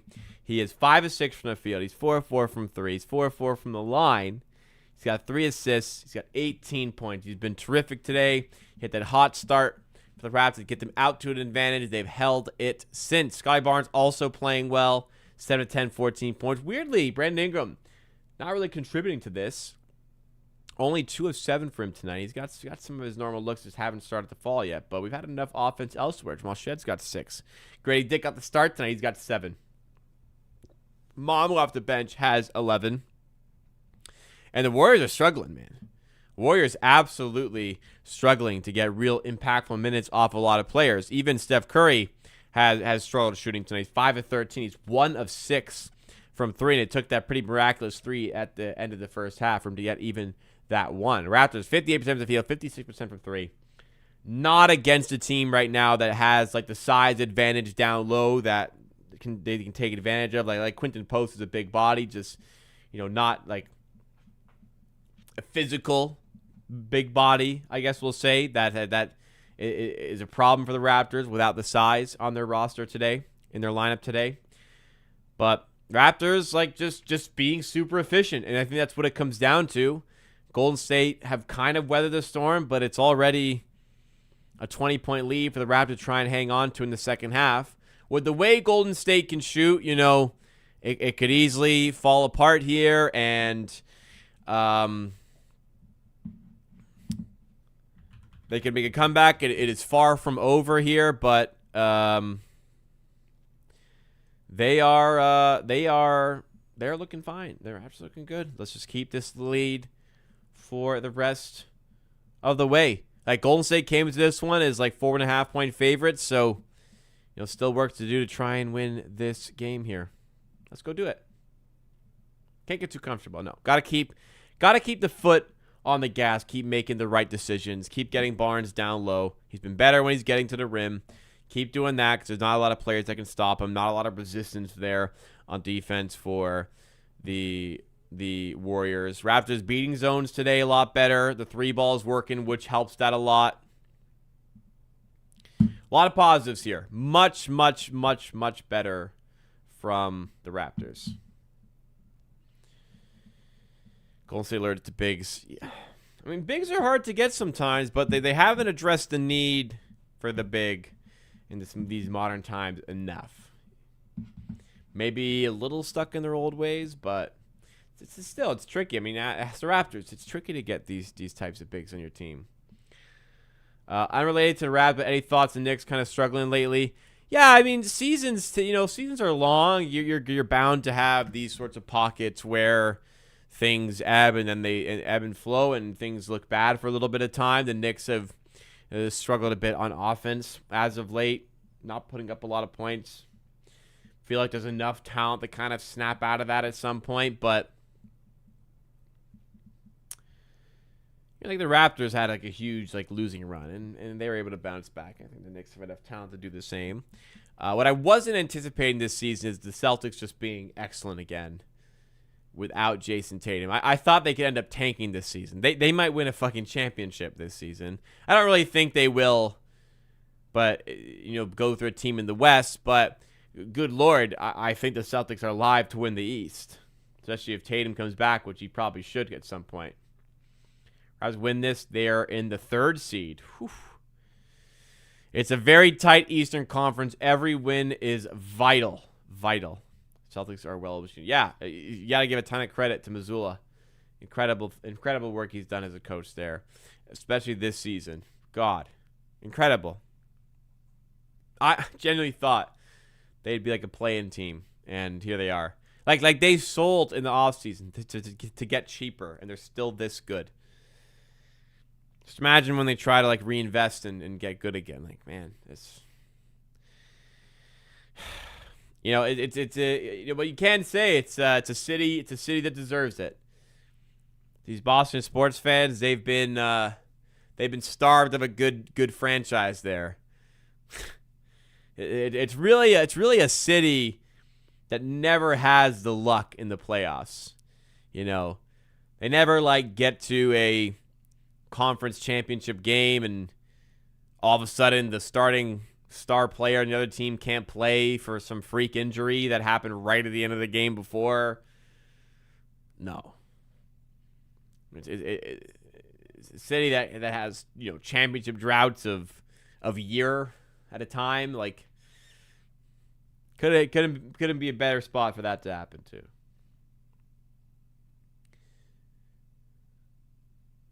If Toronto was in the U.S., you think it would be bigger free agency market? Yes, I do. Probably, right? That's got to be on the mind of some people. Unfortunately, it's just a bit of trouble that we got to deal with.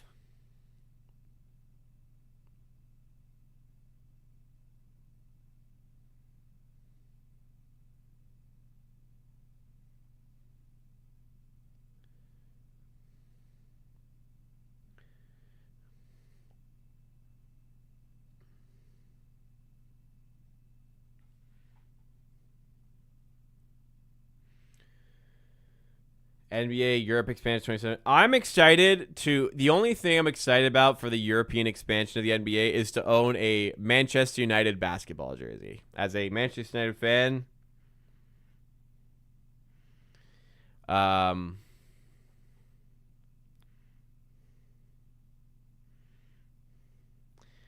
just want that. I'm a big Man United fan. I would love a Man United basketball jersey, and I think they're getting a team in the NBA.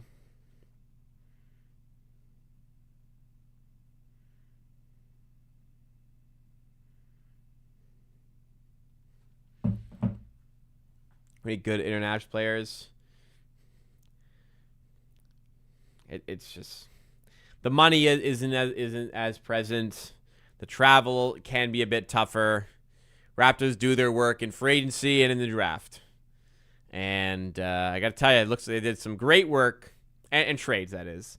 Looks like in the last year, done some great work with that. Great draft pick, it looks like, with Colin Murray-Boyles. Great trade, it looks like, so far with Brandon Ingram. Things are looking up for the Raptors, hopefully, right now. Colin Murray-Boyles, I mean, of all, like, the Draymond lights out there or Draymond comparisons you see in the draft, this might be the first time in a while we actually have got like a Draymond light in the NBA. Colin Murray-Boyles maybe fits that profile the best, except he might turn into like a quality shooter. Not quality, but like a serviceable three-point shooter. Which Draymond, I don't know if Draymond was Draymond ever like a serviceable, like above average three-point shooter? Like above, like did he ever go above 35%? Surely he did at some point, right? Career throw percentage is 32, and he had 1 year where he shot like 40% from three a couple years ago. Actually, that's weird. That is a way higher than usual. Actually, another year here, Golden State. Was that the year they lost? No, that was the year they lost the championship to LeBron, I think. Anyways, 38.8%. So every once in a while, he has a year where he just really gives three. In fact, this year he shot 34% from three. However, he is wide fucking open on those threes, which does make it a bit easier to hit them when nobody is guarding you. They're literally letting you do it. Wemby went bald after losing to Thunder. Yeah. Wemby, I feel like the Wemby stick was like kind of funny, like he went to China to live with monks. It's starting to go beyond the funny part. Now it's kind of just like, all right, man, like we get it. I don't know, huh? Not been vibing with Wemby as much lately as I have previously.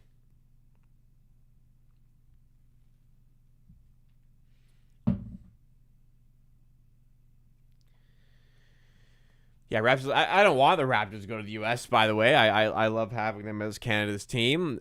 I love having a team in Canada here. I wouldn't mind if like there's another expansion to Canada. I think it'd be great for Canadian basketball, but I'm not saying I want them to move. Just saying, probably would be easier to track free agents if they were in the U.S. I think factually speaking.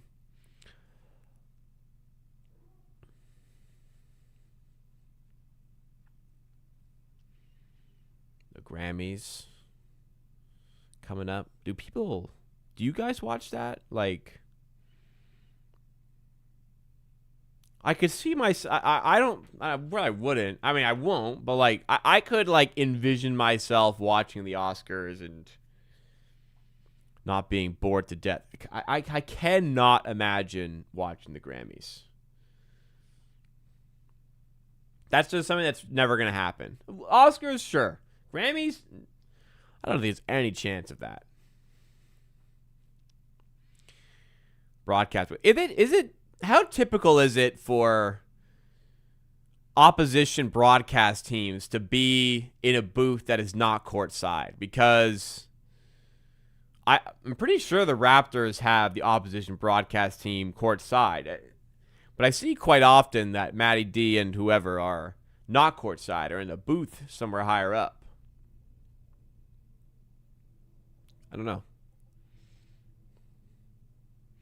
I guess there's worse thing in broadcast. Like, I mean, the Cavaliers, the diff broadcasts on their broadcast, that is just that's special right there.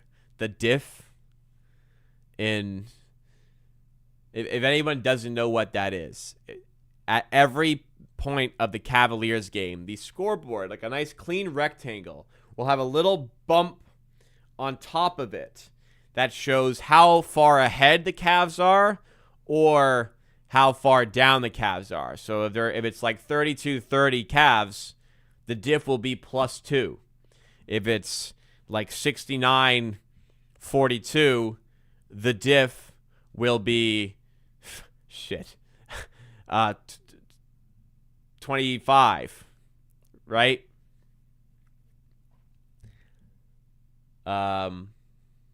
If it's tied, the diff will be 0, and it will show that still. It's really stupid, and actually really annoys me as I am watching Cavaliers games.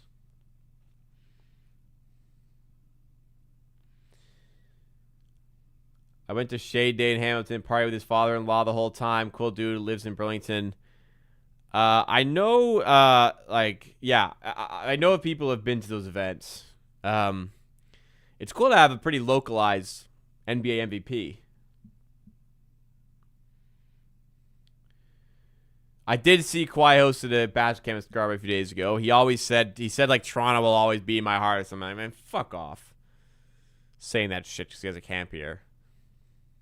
But it's cool. He's bringing basketball, giving exposure to it in Canada. It's good. Starting off the half, quickly picking up where he left off, or did he? They call a foul on the floor. I thought I had an and one, but the foul is on the floor. So it remains 70-50. Will Draymond Green be the luckiest player to ever get in the Hall of Fame? No. He's 4-time NBA champ. He's one of the greatest defensive players ever. I absolutely do not believe he'd be the luckiest player to get in the Hall of Fame ever. Who is luck? Maybe Chauncey Billups, for the fact that he got in the Hall of Fame before he got outed in this fucking poker scandal.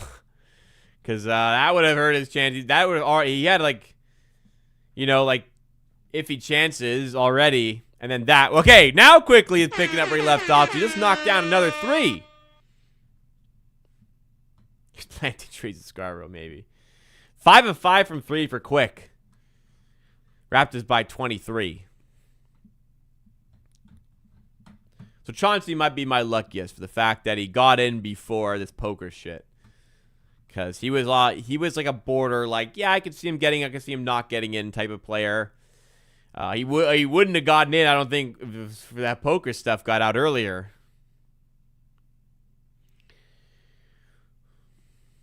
Santos on the ball for the Warriors. Starting second half. Podziemski in the corner. Draymond Green for 3. Scotty with the contest. Green does not get it to go. Foul called on the floor, though. I think it's against Quickly. Quickly take 5 more threes, get the percentage of it. If he takes more, you just got to take the right shots, man. You can't be hunting. Is the Hall of Fame owned by the NBA? It is a basketball Hall of Fame. It is not just an NBA Hall of Fame. So, no, it is basketball-wide. Curry, for 3, drills it. It's a second 3 made of the night, 2 of 7. You do not want him to heat up. I do not need to tell you. Another pass off of Grady's hands, fumbled a bit. Like, not that they're always his fault, but, like, keeps happening to him. Quickly to the rim. This time, he'll get the call and the bucket and one. Emmanuel Quickly is hooping tonight. He's got 23. Chance to make it 24 right here.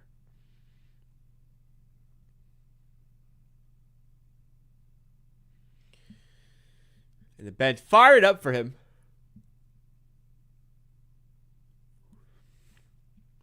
I mean, I don't think Draymond is an example of, like, the players we talked about earlier that, like, they just, they're fortunate to be in the position they were. Draymond was a very large contributing factor to those Golden State Warriors championships. Sure, did it help playing with multi-time MVPs? Sure. Draymond was very, very good and one of the most talented defensive players in history. He is a worthy Hall of Fame player, to me.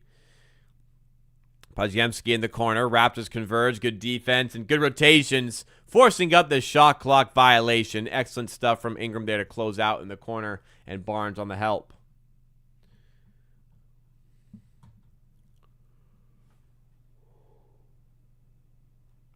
The Pretty Butterfly says one of the most disappointing aspects of IQ this season is his floater regressing.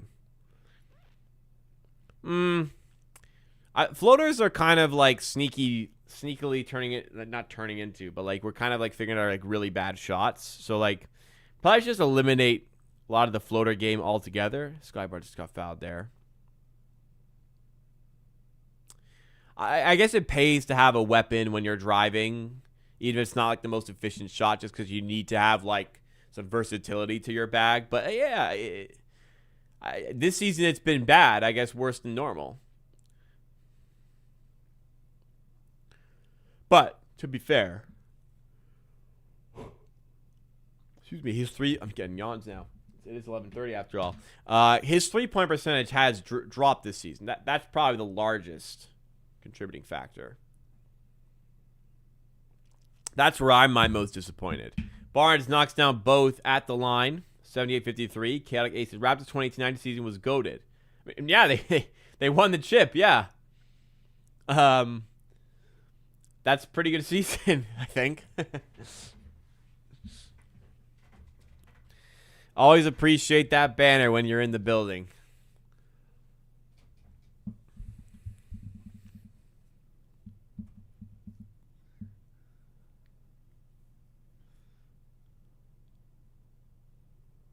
Draymond blocked by Barnes. They call it goaltending. I swear that's the second time he's gotten it first. And they've called the basket. I need to see a replay of this stuff. Shed. Reverse layup. Wow, nice take past Santos. Raptors by 25 here.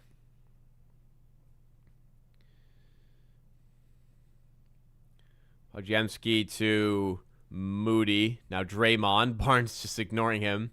But Podziemski's open for 3. Doesn't go. Rebound deflected to Moody. Podziemski gets another go for 3. This one also doesn't fall. Rebound falls right to Moody again. And the Raptors will want that one back. Other way, Grady, another pass, which isn't his fault, but it's just another one that's off his hands and turned over. That just keeps on happening for some reason. Draymond finds Curry, who barely recovers the pass. Eventually does. Podziemski has it, though, and draws the and one. And it could put the Warriors back within 20. Oh, man. I'm starting to yawn now.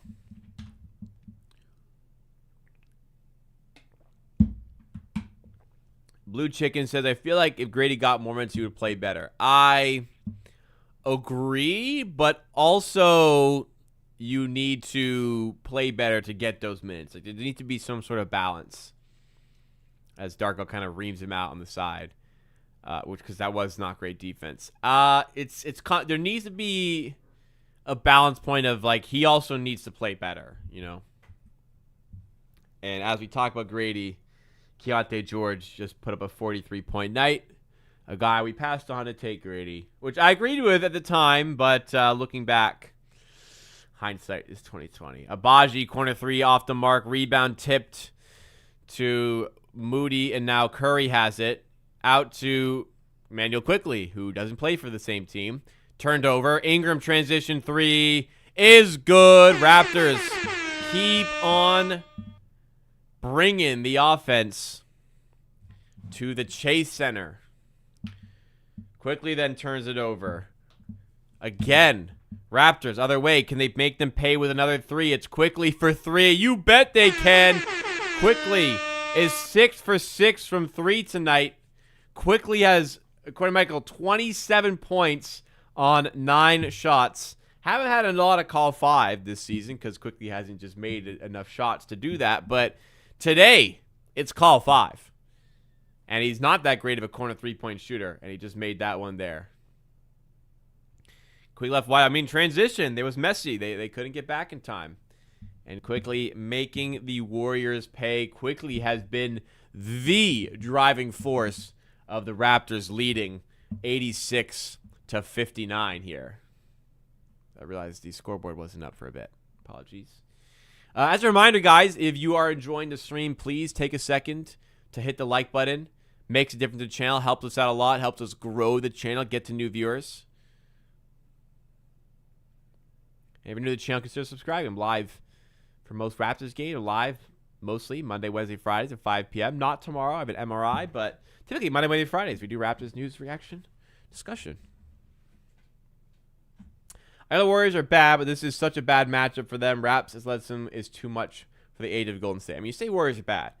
Both of these teams have the exact same record. You know?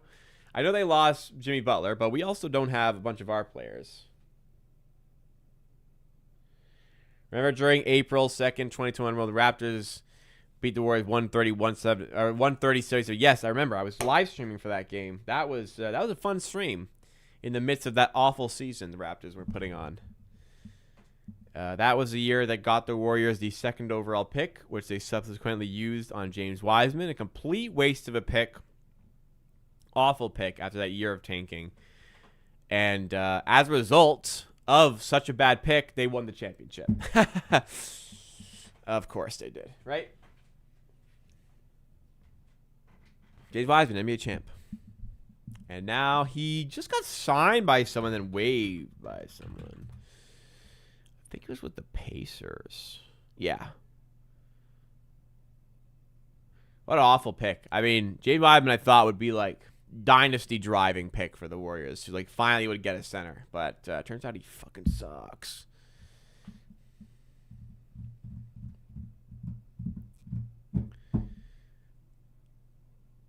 A season high 6 made threes for Quickly. That's a little...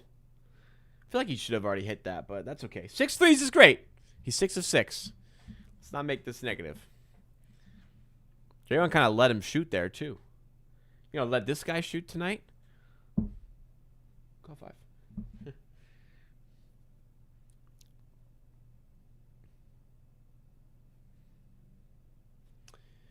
8 of 9, 6 of 6 from 3. Wow. Yeah, he looked, I mean, it's not just college. Like, obviously, college was a small sample size. But he also, like, leading up to college was, like, an incredible prospect. It just, you know, there was a risk associated with his lack of college play. All the shit with Memphis. And, yeah, it didn't work out in the NBA. Circles Off account joining us here. You know, if you guys want more content out of me, you can find me on that channel, the Circles Off HQ YouTube channel, which is in the chat right now. Quickly again. Oh, my God.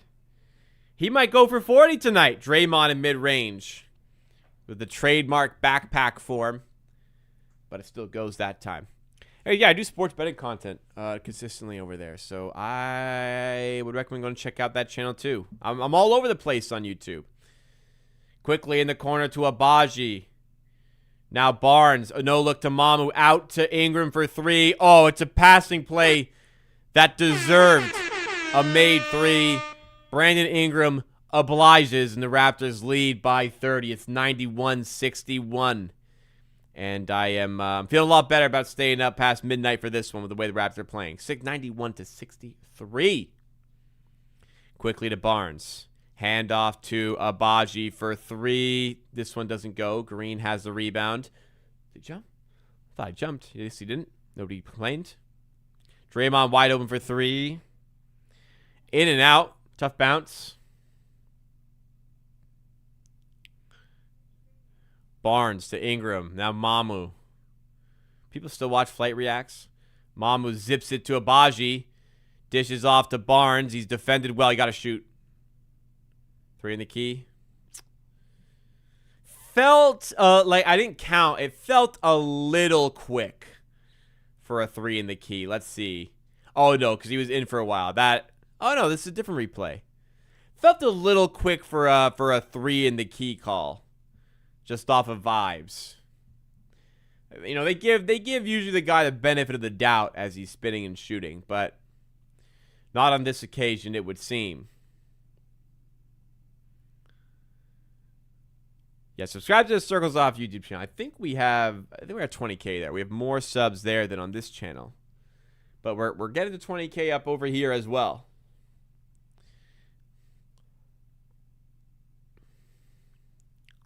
Oh, Green lobs to Kuminga. Throws it down, 91-65.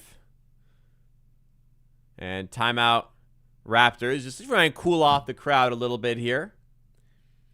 What I think is the team's ceiling if fully healthy and Quick plays like this consistently. Well, Quickly will not play like this consistently because he is having an outrageous game. Like, let's just be honest. You know, as good as he can play consistently, he's not going to go 9 of 10 for the field every game. So Quickly plays up to what he can play. I think the Raptors are good enough to get, like, we're talking about ceiling here. I think they are good enough to get to a. Okay, we're talking about absolute ceiling, like absolute top possible achievement. I don't think it's impossible for the Raptors to win a championship. I think a realistic ceiling is a conference finals. Like a much more realistic ceiling, of course. You know, first round of playoffs, maybe they stay top 4, they get a home seed, and it's a winnable series, and they do come through and win the series, tough series. Then second series, they just, like, you know, they're a tough matchup for whoever they play. I don't know, maybe they get past, like, the Pistons or the Knicks or something. I don't know. Conference finals, I think, like, a team that's good to get to conference finals probably has the stuff to get past the Raptors, but you know, I think they can make a run play. I think most likely outcome, unfortunately, is probably a first round exit. I think that they could get a winnable series in the first round, though, especially if they stay top 4 and are at home. Raptors' worst match are teams that have big post players against small teams that rely on Jack give threes. You normally win unless you're on the Celtics, which is our number. Well, Celtics have everything, really, there. Puppy Bowl. Now, I talked about watching the Grammys and that being like, who the fuck is watching this? The Puppy Bowl. I don't know how this is televised. I don't know who's watching this. I really like dogs. I don't know who's watching this. But yeah, Golden State don't have the size to really threaten us. But then again, the Warriors were up pretty large late in the fourth quarter last time we played them. We ended up making that ridiculous comeback, and we won. I know we still won, but could have gone differently.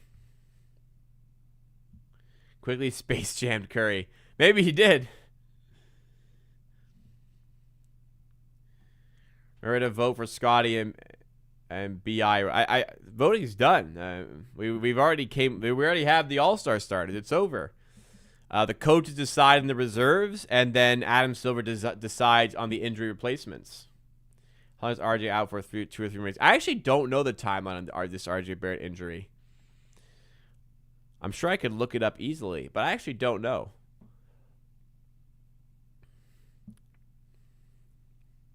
Quickly to Mamu down low. And he wants a foul call. He doesn't get it. Mamu's a real complainer. Anybody else notice that? Did he get teed up now?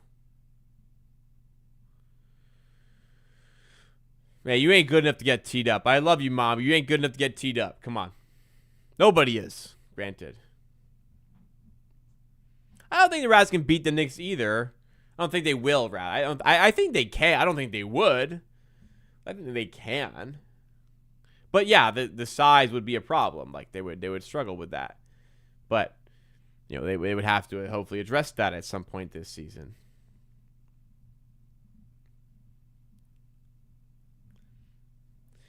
Atlanta in round 1 would be nice, but it doesn't look like Atlanta's gonna be good enough to do that. To get that. Well, it depends. I mean, I don't think we will both be in a position where, the most likely matchup would be like a 4v5. I guess Atlanta could go on a run, but like we'd have to stay there. They'd have to go on a run. That seems like an unlikely first round matchup. Curry to Green. Got a lane and drives and finishes. It's a 7-0 run for the Warriors to bring the lead down to 23. I thought Atlanta would be really good this season, but that hasn't been the case. Abaji, another turn. Abaji has been so fucking sloppy on the ball today. How many turnovers has he been credited with? That's his third. Oh, my God, man. 3 balls to go for Melton. Raptors have it with Mamu. Good rebound there. Need a bucket to get things going again here. Ingram to Shed. Now Abaji going at Curry. Come on, take it to him. Reverse layup. Got a decent look. Doesn't fall. Curry diving and saving it. Getting it to Gary Payton, who commits the foul. It's an offensive foul once again drawn by Jamal Shed. Looks a little shaken up. May have gotten hit in the face there by Payton. Oh, yeah. That's a foul. Got him up there.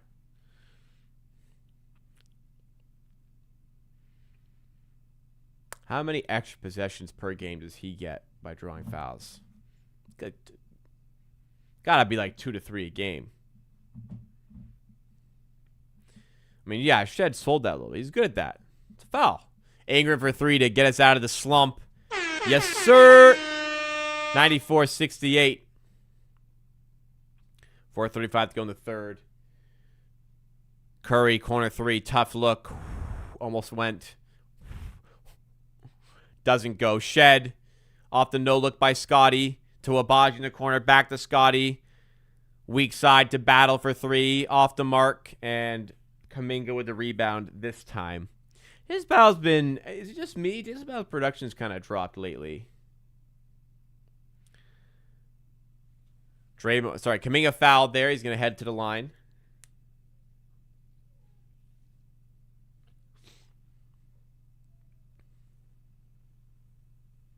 That's a 3.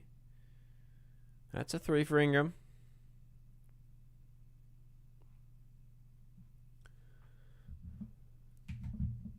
Kuminga's first free throw gets the roll.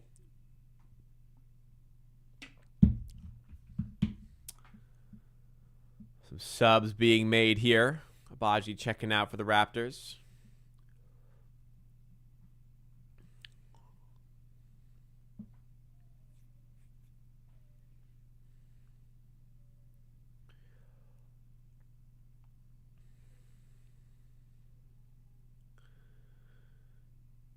Free throw for Kuminga is good, and he makes both. It's a 24-point game. Raptors up 94-70. They've been up by double digits for like pretty much the whole game. They were up 10-0 to start as Ingram misses another 3. We'll be looking to keep it that way for the rest of the game and keep this comfortable lead going into the fourth. As Kuminga misses the 3, stays at a 24-point game. Ingram working on Melton. Spinning, finding Shed, asking for a bit more space. Has a bit of a mismatch here with Post. Instead, he goes to A.J. Lawson. Back to Shed. 5 in the shot clock. Gonna have to come up with something here. Stops in mid-range for the jumper. Doesn't go. Barnes gets the miss. Go back up. Decides to kick out, finds Ingram, dumps it off to Scotty, who double clutches and finishes at the rim on this occasion. 26-point game. Yeah, it's back-to-back for the Raptors. It's also a back-to-back for the Kings, which is good news, as Buddy Hield hits a 3 there. Kings also in back-to-back, so no rest disadvantage tomorrow. Battle. Lays it up and in, and one. Jamison Battle heading to the line. Sky Barnes trying to hype him up there.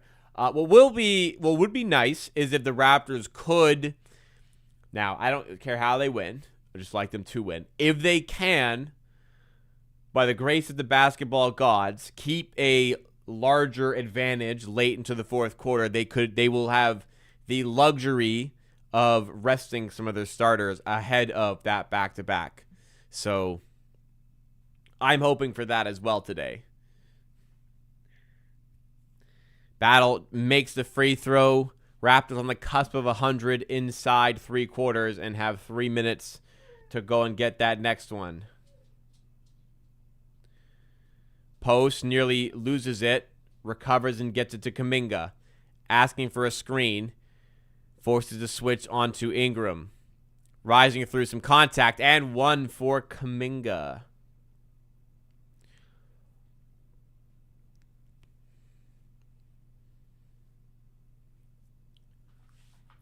It's a good play by Kuminga. Would you do a quick for Suggs swap? Yes. Suggs is really good. Really valuable player. I actually don't know how well he's playing this season, though. I haven't really box score surfed him this season. Is his 3-point game still up? Because he got a pretty big contract. Quickly left open mid-range, and his brilliant game continues. Yeah, his 3 percentage is still down like last year. Maybe I wouldn't do it as quickly as I initially suggested to you. What's his contract?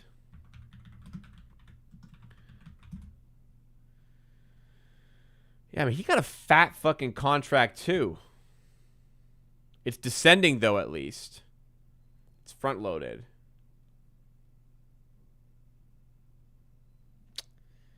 I think the defense is worth it to swap quickly for Suggs. Like, you'll always have that reliability defensively to build with. And it might be a better fit, but I don't know. 3% being down again is concerning.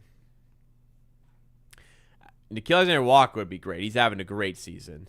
Scotty jumper doesn't go. Battle can't tip it in. It's out of bounds, though, off the Warriors. 2:12 to go in the third. And he does get injured a lot, as does Quickly. Not this season, but as does Quickly. Quickly not forcing bad shots. I mean, it's easy to say that when they're going in. This 3, first miss of the night, it's off the side of the backboard. A tough one there.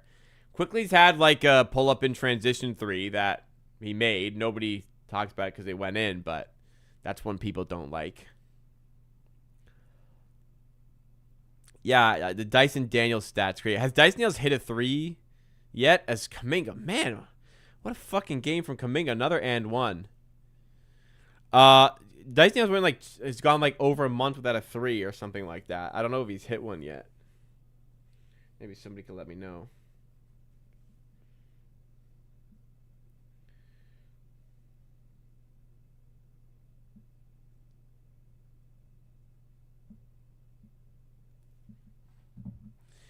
Kuminga at the line makes it. Yeah, it's a good point. Good game. Kerr, do your thing. Take Kuminga off. Yeah. 10.9% for 3 Dyson Daniels. Yeah. As good of a defender he is, he's great at getting steals. Sometimes steals can overrate a defender a little bit. And I think that's kind of what happened to him last season. Not saying he's a bad defender, but sometimes the steals make you look better than you are. Battle for 3. Oh, big time moment to hit that shot. Jamison Battle knocking down the 3 ball. Post wide open for 3 other side, though. You don't want to leave Quinton perimeter open like that. Back to a 20-point game where the Raptors have consistently been at the end of the quarters. We're going to have another situation like that. Mobo, those are the ones, man. Just so erratic under the rim. He's got an open layup there. You have got to finish that, Jonathan. Too many like that. The reason he struggles to get play time are plays like that, man. Healed for three. And he's fouled on the three ball. He's going to head to the line. The Warriors making a mini run here. Making me a little nervous.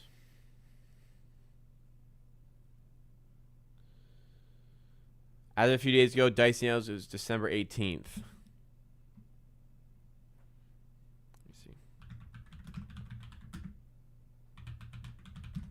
Foul on the three. It's a tough three, too. Like, you don't need to foul. Oh, Raptors going to challenge, actually. Not sure they're going to win that. All right, let's look at Dyson Daniels. The last time... Oh, wow. That's a lot of zeros. The last time Dyson Daniels made a three was actually December 14th. So it has been over a month. 1, 2, 3, 4, 5, 6, 7, 8, 9, 10, 11, 12, 13, 14, 15, 16 games in a row without a three-pointer made. And he's only made 7 on the season. He's 7 of 64. Has he always been this bad? I don't think so. Yeah, he's like not even that bad of a shooter. Last season he shot 34%, and now he's shooting 11. It's weird. Just all of a sudden can't hit a three. That's disgusting. Yeah, it kind of is.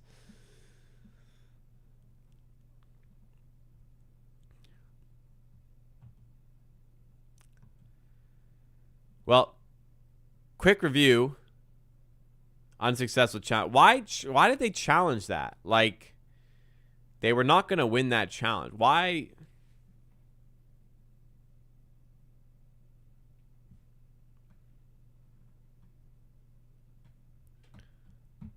Yeah, I mean, Alan Williams is right, which I don't say often.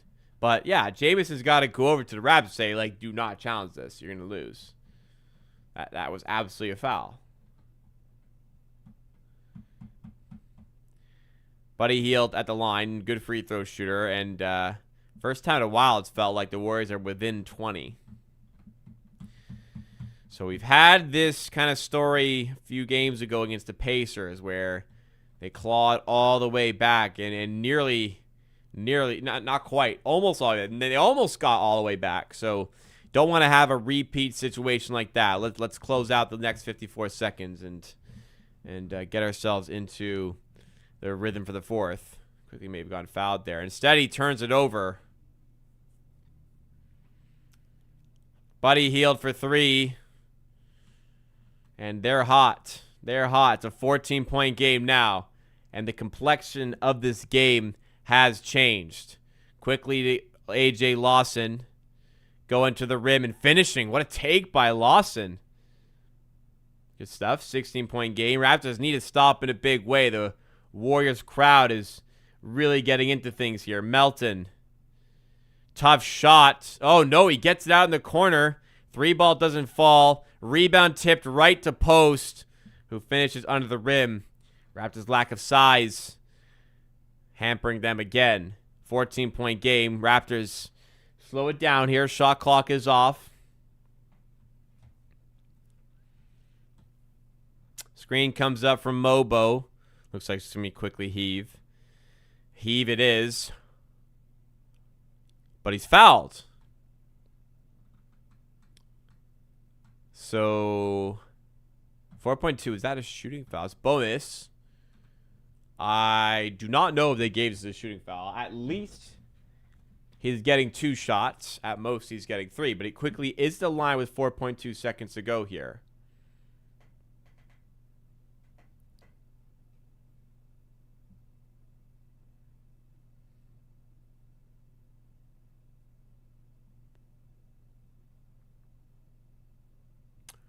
First free throw is good for Quickly.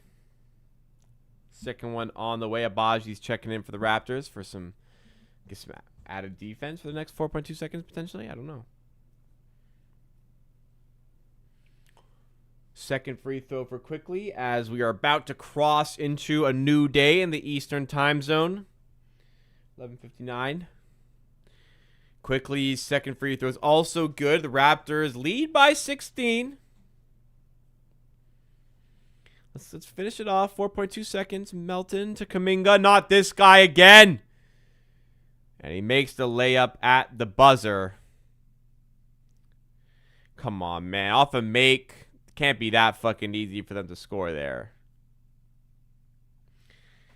Okay, well, the 30-point lead is down to 14. Unfortunate. Golden State building momentum, absolutely. However, it's the fourth quarter, and we are up by 14. You offered me that start of the game. I'd happily take it. Up 14. They've barely just gone beyond halfway of the cup. They still got a lot of work to do. Raptors have work to do as well, but in an extraordinarily strong position to go out and close this game and win it. And still should do, very much should do from here. All right. Box score for the Raptors. Everyone in the positive except for A.J. Lawson, who is a neutral 0 here. Golden State, I wonder if they have any players kind of ripping out that. Kuminga is a +4. Melton's +9. Will Richard is a +11. I mean, just really the bench kind of doing the work there for the Warriors. So hopefully we can get some starters back in for some more minutes. Close out this game. Don't want to have those cold spells in offense. And hopefully quickly can keep playing like this. 10 of 12 from the field. 6 of 7 from 3. 33 points. 7 away from a 40 bomb for Quick. I'm just curious. What is his career high? He's a pretty, streaky scorer at times. I wonder if he's done it. Yeah, he's had a 40-point game. I think that was for the Raptors. Versus Houston. So 40-point career high for Quick. He's 7 away. I mean, the win is more important. It'd be nice to see him get that done, though.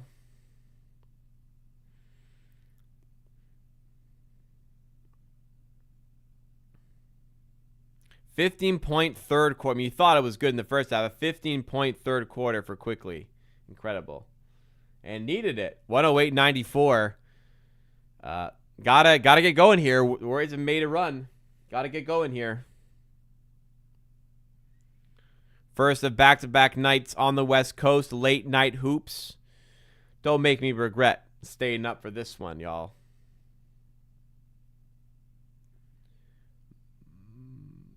Mamu to Shed. Grady Dick, corner 3. Ooh, let's go. Big moment to hit that. Hopefully quiet down the Warriors a little bit. This lineup's been working. Healed. Stepping back. Brandon Ingram closing him down.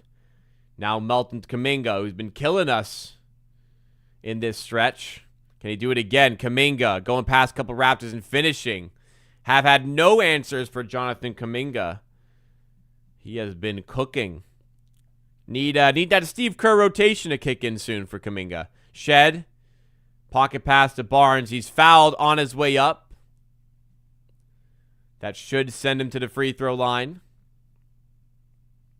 Stuff by Scotty. They call that on the floor. He's literally shooting. He's literally on his way up shooting. They call it on the floor?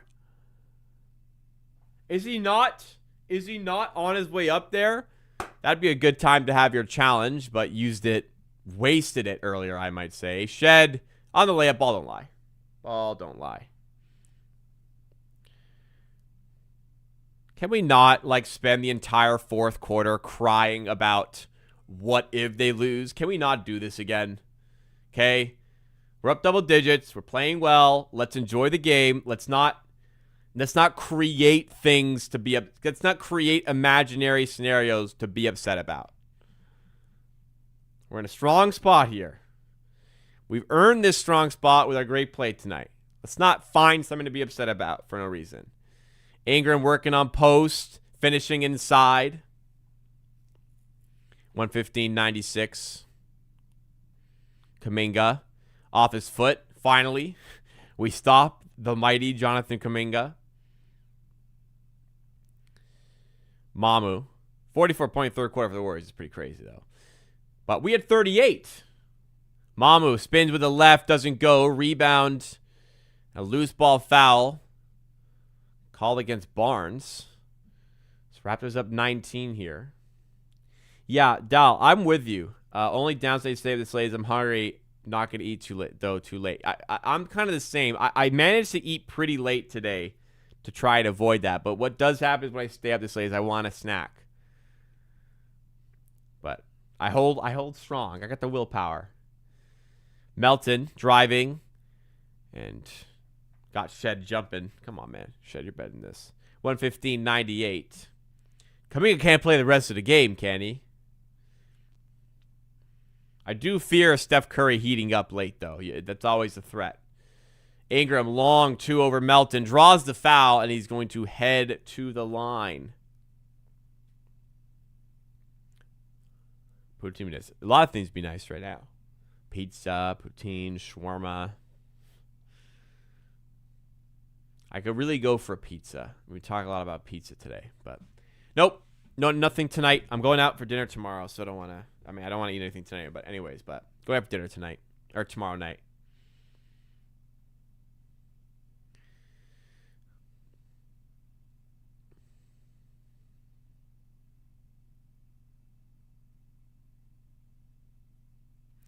Ingram first free throw is good. Second one is also good. 117-98 Raptors. 9:50 to go. Just need to keep the Warriors at bay. As a turnover by Melton. He is not happy with Richard in the corner. Looks like he didn't know the play or something. Shed to Ingram. The Raptors restore the 20-point advantage they've had for most of the game. Ingram, jumper, yes. 119-98. Back up 20-plus here. And timeout called by the Golden State Warriors. Looking to try and figure this out. Raptors, again, holding firm. Restoring a bit of that advantage. Let's keep it. Appreciate you guys. Hey, it's a late night. It's 12:07 in the morning, and I'm complaining about how late it is. But you guys, you're out here rocking with me. I really appreciate it.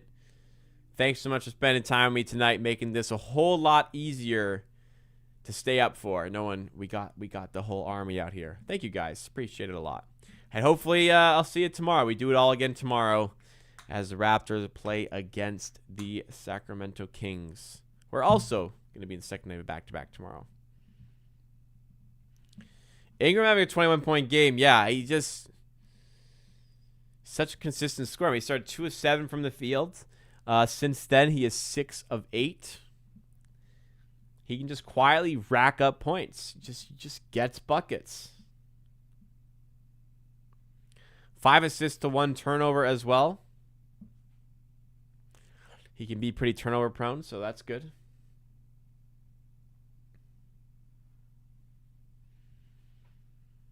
I am hitting a bit of a wall. I gotta be honest. I'm not hitting a wall. I'm feeling tired. And I've got a busy day tomorrow.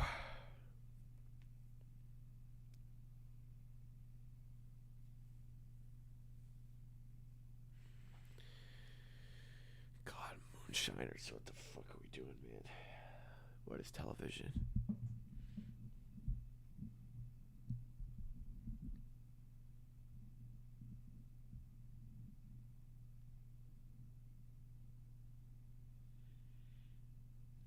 Anyways, up by 21. Keep this lead, last 5 or so minutes. Get the starters out of the game. Give them some rest for tomorrow against the Kings. That's what I'm hoping for here. But if they got to play the whole game to help us win, then they got to play the whole game to help us win. Kings right now down 107-91 in the fourth quarter of their game against the Heat. Obviously not been a stellar season for the Sacramento Kings. They fell off, bro. It's about 10 p.m. to 2. Yes, it is. And you'll never believe what time the Friday game is. That will probably be a stream I have a couple drinks for, I think. Be late, you know. Nice. Couple cold ones. As Spencer comes into the game for the Warriors.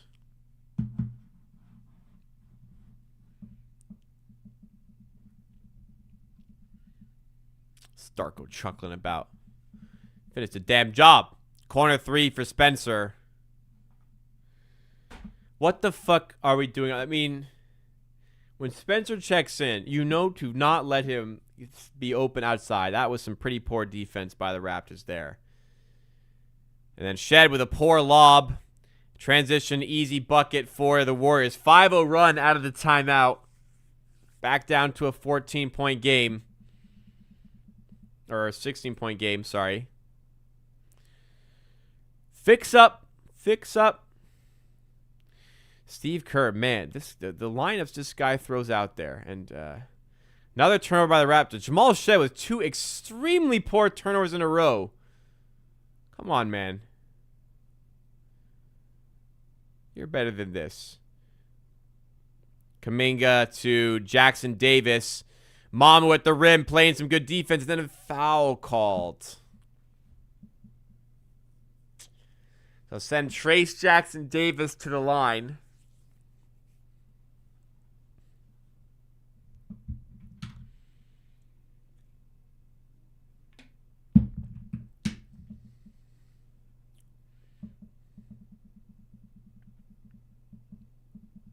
Oh, it's on the floor. Huh.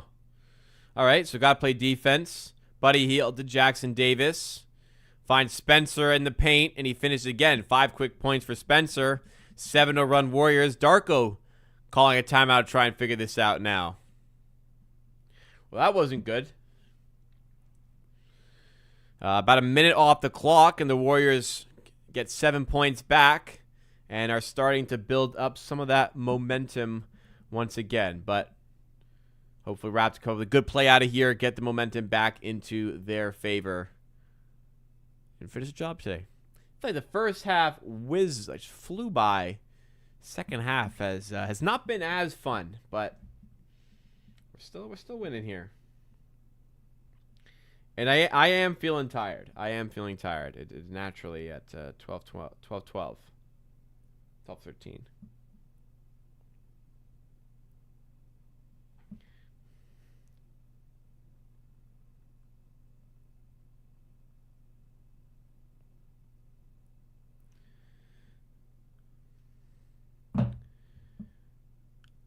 Quickly, plus minus is 0. Is that true? Wow, that's pretty astonishing. Not that plus minus is everything, because it isn't. That is pretty astonishing that he is playing this well, and he's neutral. He's a bucket. He's a layup away from being in the negative tonight. I certainly don't think Quickly has been a neutral impact on the floor. I certainly think he's been very good, but that's something weird. It's a weird one. Not a single Raptor in the minus today. Weird one. I don't know.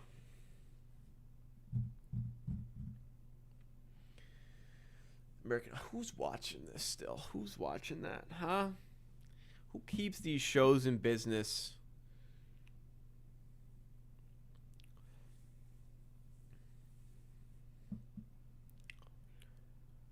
This would be a rough one to lose, but we're still very, very strongly positioned.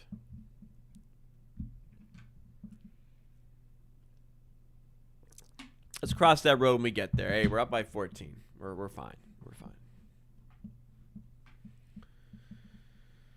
But need to start turning it on again. Yeah, Curry hasn't been in a while. He's been really negative his minutes. They're just rolling with bench, and they've dipped even deeper out of the last time out to go to Pat Spencer. He got them 5 points quickly.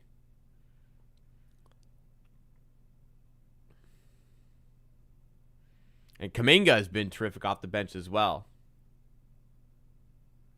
Alberta is what time zone? How many hours back? 2? I actually don't know. 2? Or 1? If it's 2 back, you're fine.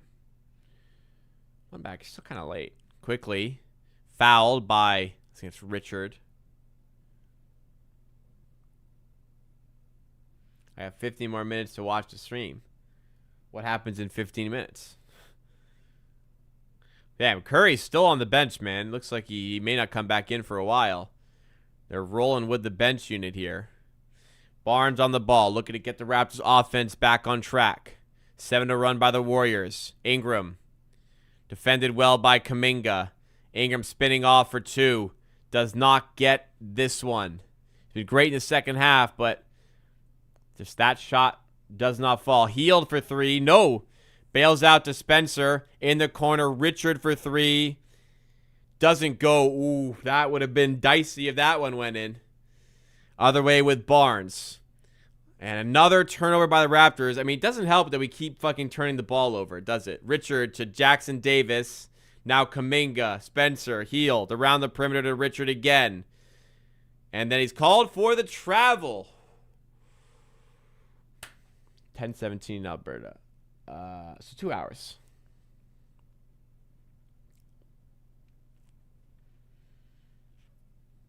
What is the ideal time zone? Is it?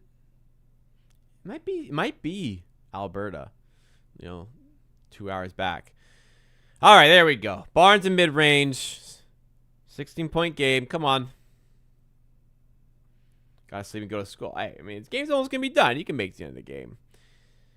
Grady working with Hield. This should have been a jump ball. No. Hield hits another 3. This should have been a jump ball. No. Like, Grady Dick tied him up for like a good second there. That second is a long time.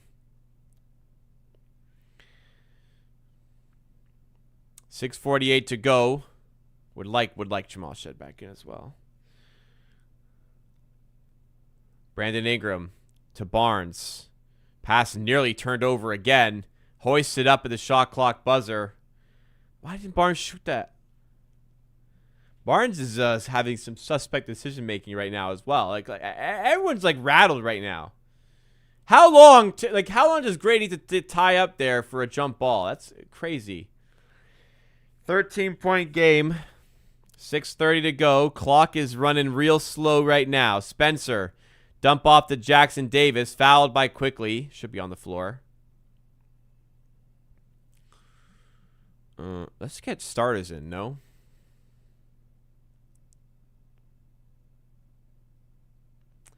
Foul is on the floor. 14 on the shot clock for the Warriors. This unit of Kuminga, Jackson Davis, Hield, Richard, and Spencer have cut into the Raptors' advantage quite heavily at this point. And they could go even further here. Spencer. Pass nearly turned over. Hield has it again. Hucking up one at the shot clock buzzer. Doesn't go. Kuminga gets the miss, and the Raptors are struggling to get stops. When they do, they're struggling to rebound as well. Couple chances that possession to wrap it up on defense, and we're not able to do so. Barnes to the rim. And he's stopped by Jackson Davis. Thought it would be a foul called. Quickly driving. He got the foul there. Yep. Quickly will head to the line for some much-needed free throws.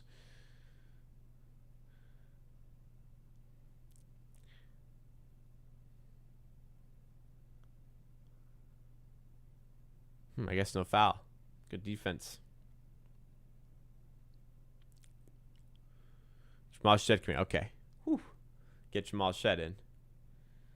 And we're still up by double digits, Not like the lead is gone. We're still up by double digits. Warriors got ways to go still.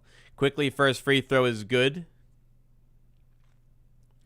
But we've had issues in these points of the game in the last 3 games. We've had issues in the last chunk of the game. So, need to find a way to keep the offense going here. They blew a 25-point lead. Usually, like, when a team blows a 25-point lead, the other team, like, it comes back and, like, ties it or something. That's usually what happens when a team blows a lead. Not leading by double digits since, like, the first minute of the game. That's not blown lead to me. It is closer than it was, though. But a blown lead? Not quite there yet.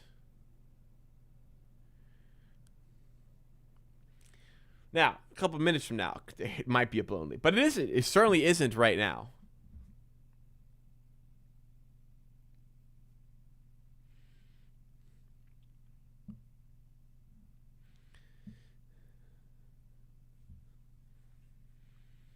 Quickly has been immense tonight. I wonder if they do go back to Curry at some point. He hasn't been good tonight, but like, do you care? How long does Steve Kerr leave this lineup out for the Warriors? I guess they keep getting timeouts, but still. 5:46 to go. Quickly at the line.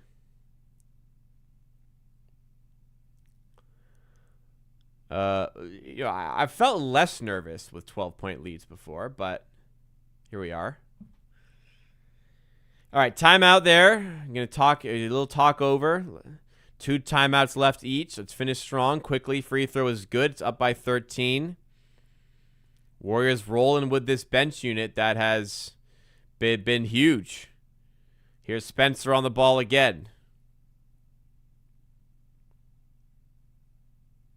Jackson Davis.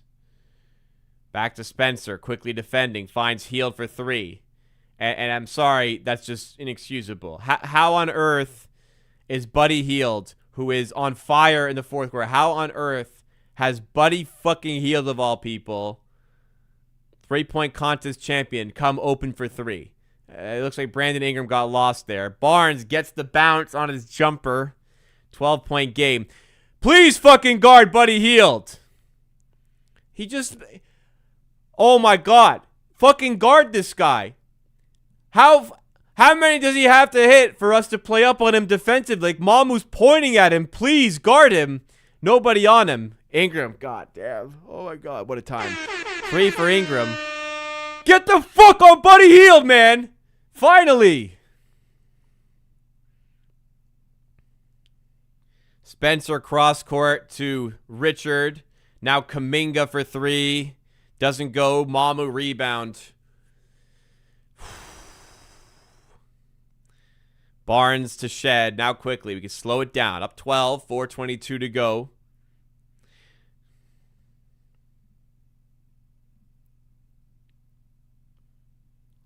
Quickly to Mamu. Another one. Yes. Drills to 3.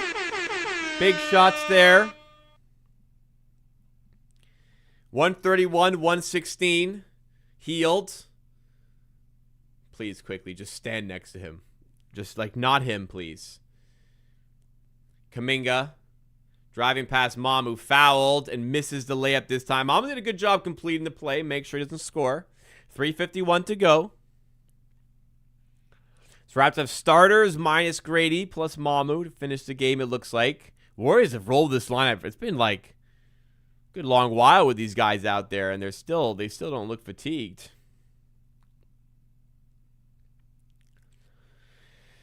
Kuminga, free throw, misses the first one. Good foul. Wow, Curry just benched. Like, absolutely benched. Crazy, man.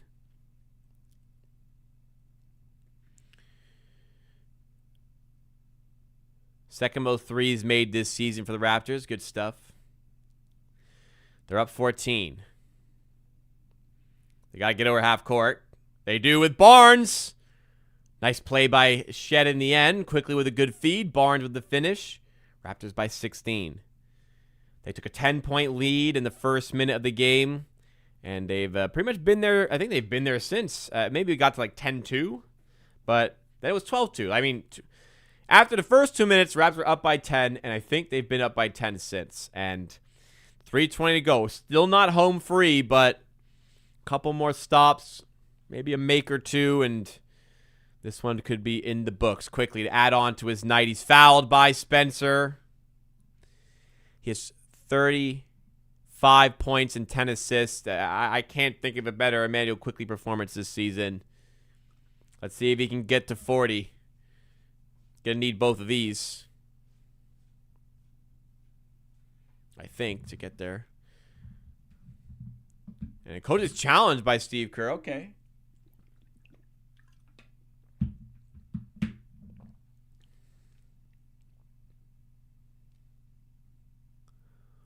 So the refs have like the microphone attached to the earpiece microphone.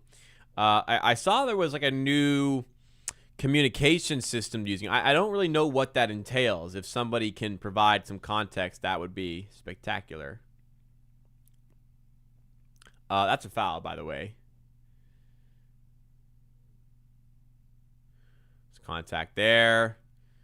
And then quickly goes up, and he hits his arm. That's a foul, man. I do not think we're overturning this.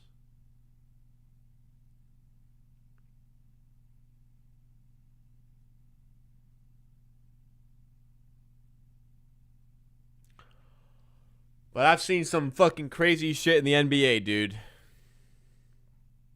They communicate with the replay center. Oh, okay, that's good.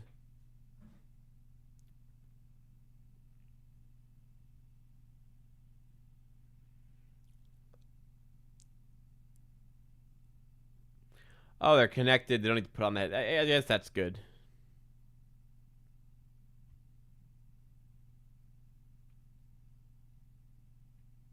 They're taking a while here, which is alarming. So they're suggesting that his right hand doesn't hit Quickly's shooting hand. It does. No, it does hit. It does hit. It does make contact. There's a little touch there. I don't know what they're gonna do here. I think that's tough to overturn, to be honest.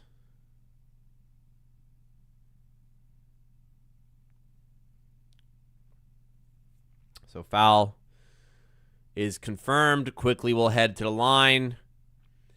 The Raptors to try and hold on to this buffer they have of a lead.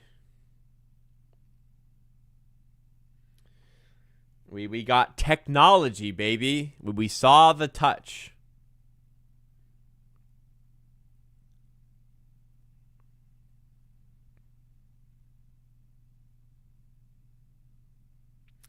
So quickly at the line, he's got 35 and 10. Been excellent tonight, all throughout the night, particularly that third quarter. First free throw is good. Warriors still rolling with this bench lineup. I think Curry's day is done, unbelievably.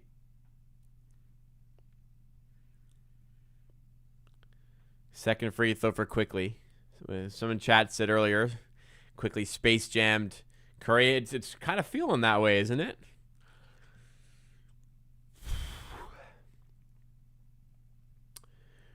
.304 to go in the fourth. We're almost there. This has been a long game. Healed for 3. Holy fucking shit. How many fucking points does this guy have? Buddy Hield has 25. He is 6 of 6 from 3. Mamu, great job on the offensive glass. Raptors by 13. It's not done. It's not done. Ingram mid-range. Oof, that's a spot. Another rebound by Mamu. Great stuff. Another 14 can come off the clock for the Raptors.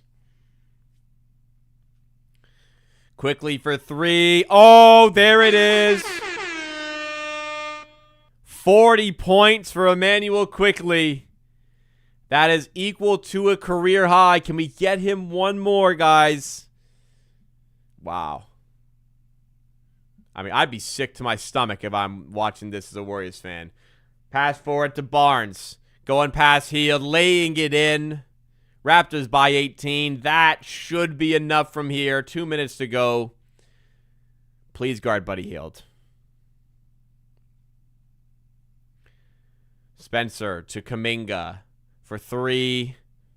They keep on making shots.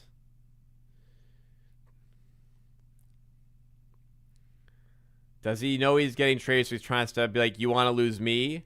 I think it's just a basketball player trying to play basketball well to help their team win games. I don't think there needs to be, like a sitcom episode storyline to every game. He just wants to play well. I'm sure he'd like to play like this every day,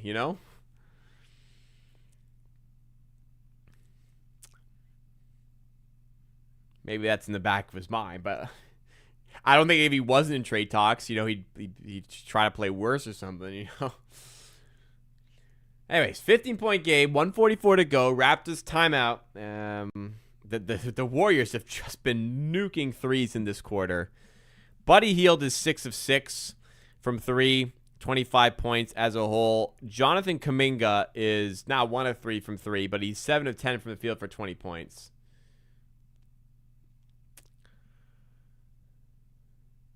Let's finish off. Hey, if they're trying to trade him, this doesn't help. This doesn't hurt his trade value, that's for sure. But that shot there, there's days where people will hate the fact that he took that shot, but when you're hot, you're hot.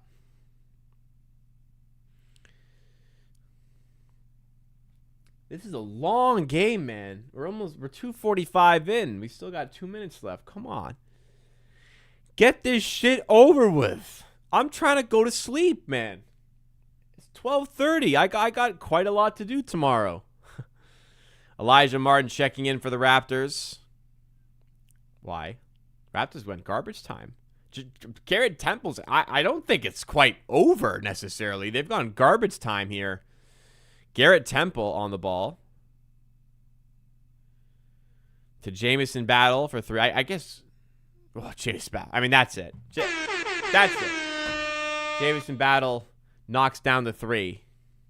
I just noticed we lost 28 subscribers just now. That's a lot to lose fast. I don't think the stream has been that bad.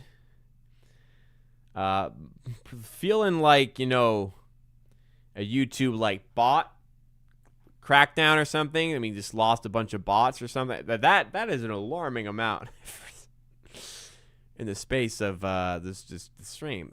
I hope it hasn't been that bad. I apologize. I apologize if it is, but yeah, I think it is a bot purge. 39 seconds to go. I'll end the stream I'll leave when they start dribbling it out. Elijah Martin fouled. Gonna hit the line. I'm surprised. Elijah Martin had that really good game against the Sixers, and since then he's struggled to get this consistent minutes here. Warriors fans who unsubbed. I don't know. But hey, we went up one just now, so thank you to that person. Yeah, weird. Shit happens, I guess. Think Quick might have had the most efficient 40-point game ever. 11 of 13. And only 1 missed 3. 7 of 8 from 3.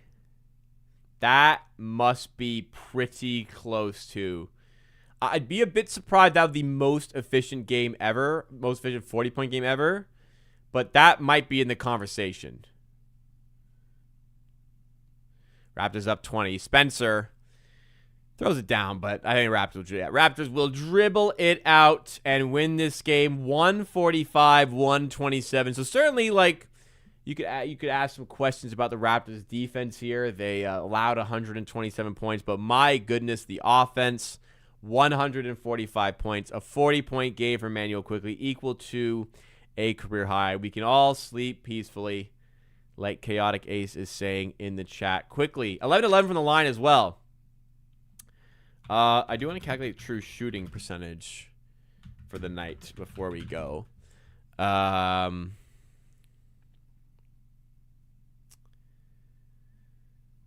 points, 40. Field goal attempts, 13. Free throw attempts, 11. 112.11 true shooting percentage tonight for Immanuel Quickley. That's pretty good. We could take 60% off that number. That would be a pretty good game. Wow. Hell yeah, man. Immanuel Quickley absolutely balled out tonight. I don't know what the record is. Most efficient 40-point game NBA history. Depends on how you calculate efficiency. All right, so here's this is 3 years ago. Probably not accurate. Okay, so Jokic on Christmas had 56 points. What was efficiency? Does not say.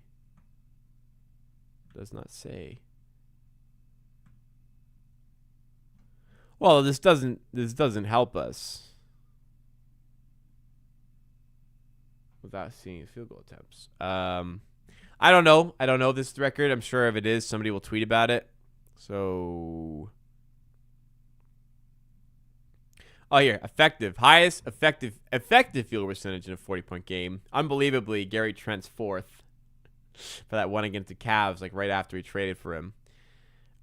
So highest, let's try true shooting. Highest true shooting percentage in a 40-point game ever.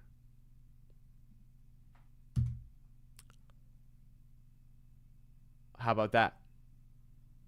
That's the record. Ladies and gentlemen, we have witnessed history. That is the most efficient 40-point game in NBA history. True shooting. True shooting percentage is a better metric than effective field goal percentage because true shooting percentage measures your ability to get to the free throw line. The free throw is the most efficient shot in the NBA. So your ability to get to the line is an important factor towards your efficiency, which is why it is a superior stat towards effective field percentage, where it's Quickley even on this list. I guess not because he missed 2 shots, but he made 11 of 11 from the line. Ladies and gentlemen, that is the most efficient 40-point game in NBA history that we just saw. Can you believe it?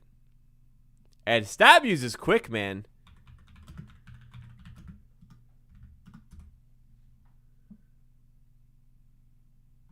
He's second on the effective field goal list? Oh, it just updated, I guess. It just updated. Because it wasn't there when I went to it previously. So he's second in effective field percentage. That is the most efficient. Wow. That's history. You see that right there? That's history. Gary Trent fourth on this list now.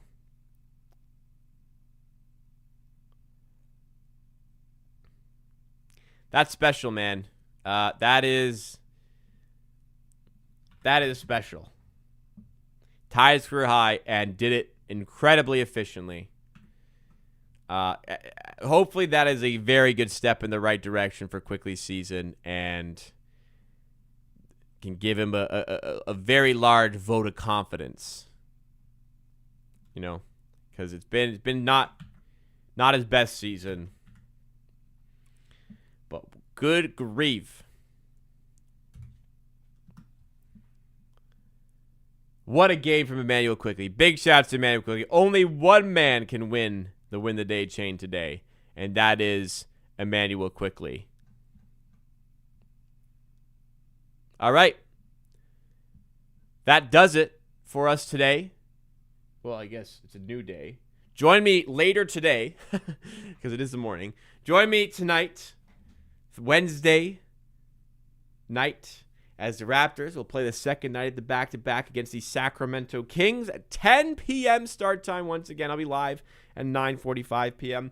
The Raptors Happy Hour stream, which usually is live at Wednesdays at 5 p.m., is canceled. I have an MRI that interferes with that.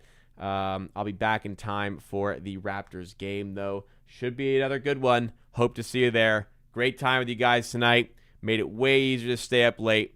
Hopefully the same tomorrow. Like the stream before you head out. Subscribe if you're new. And as always, I'll see you again.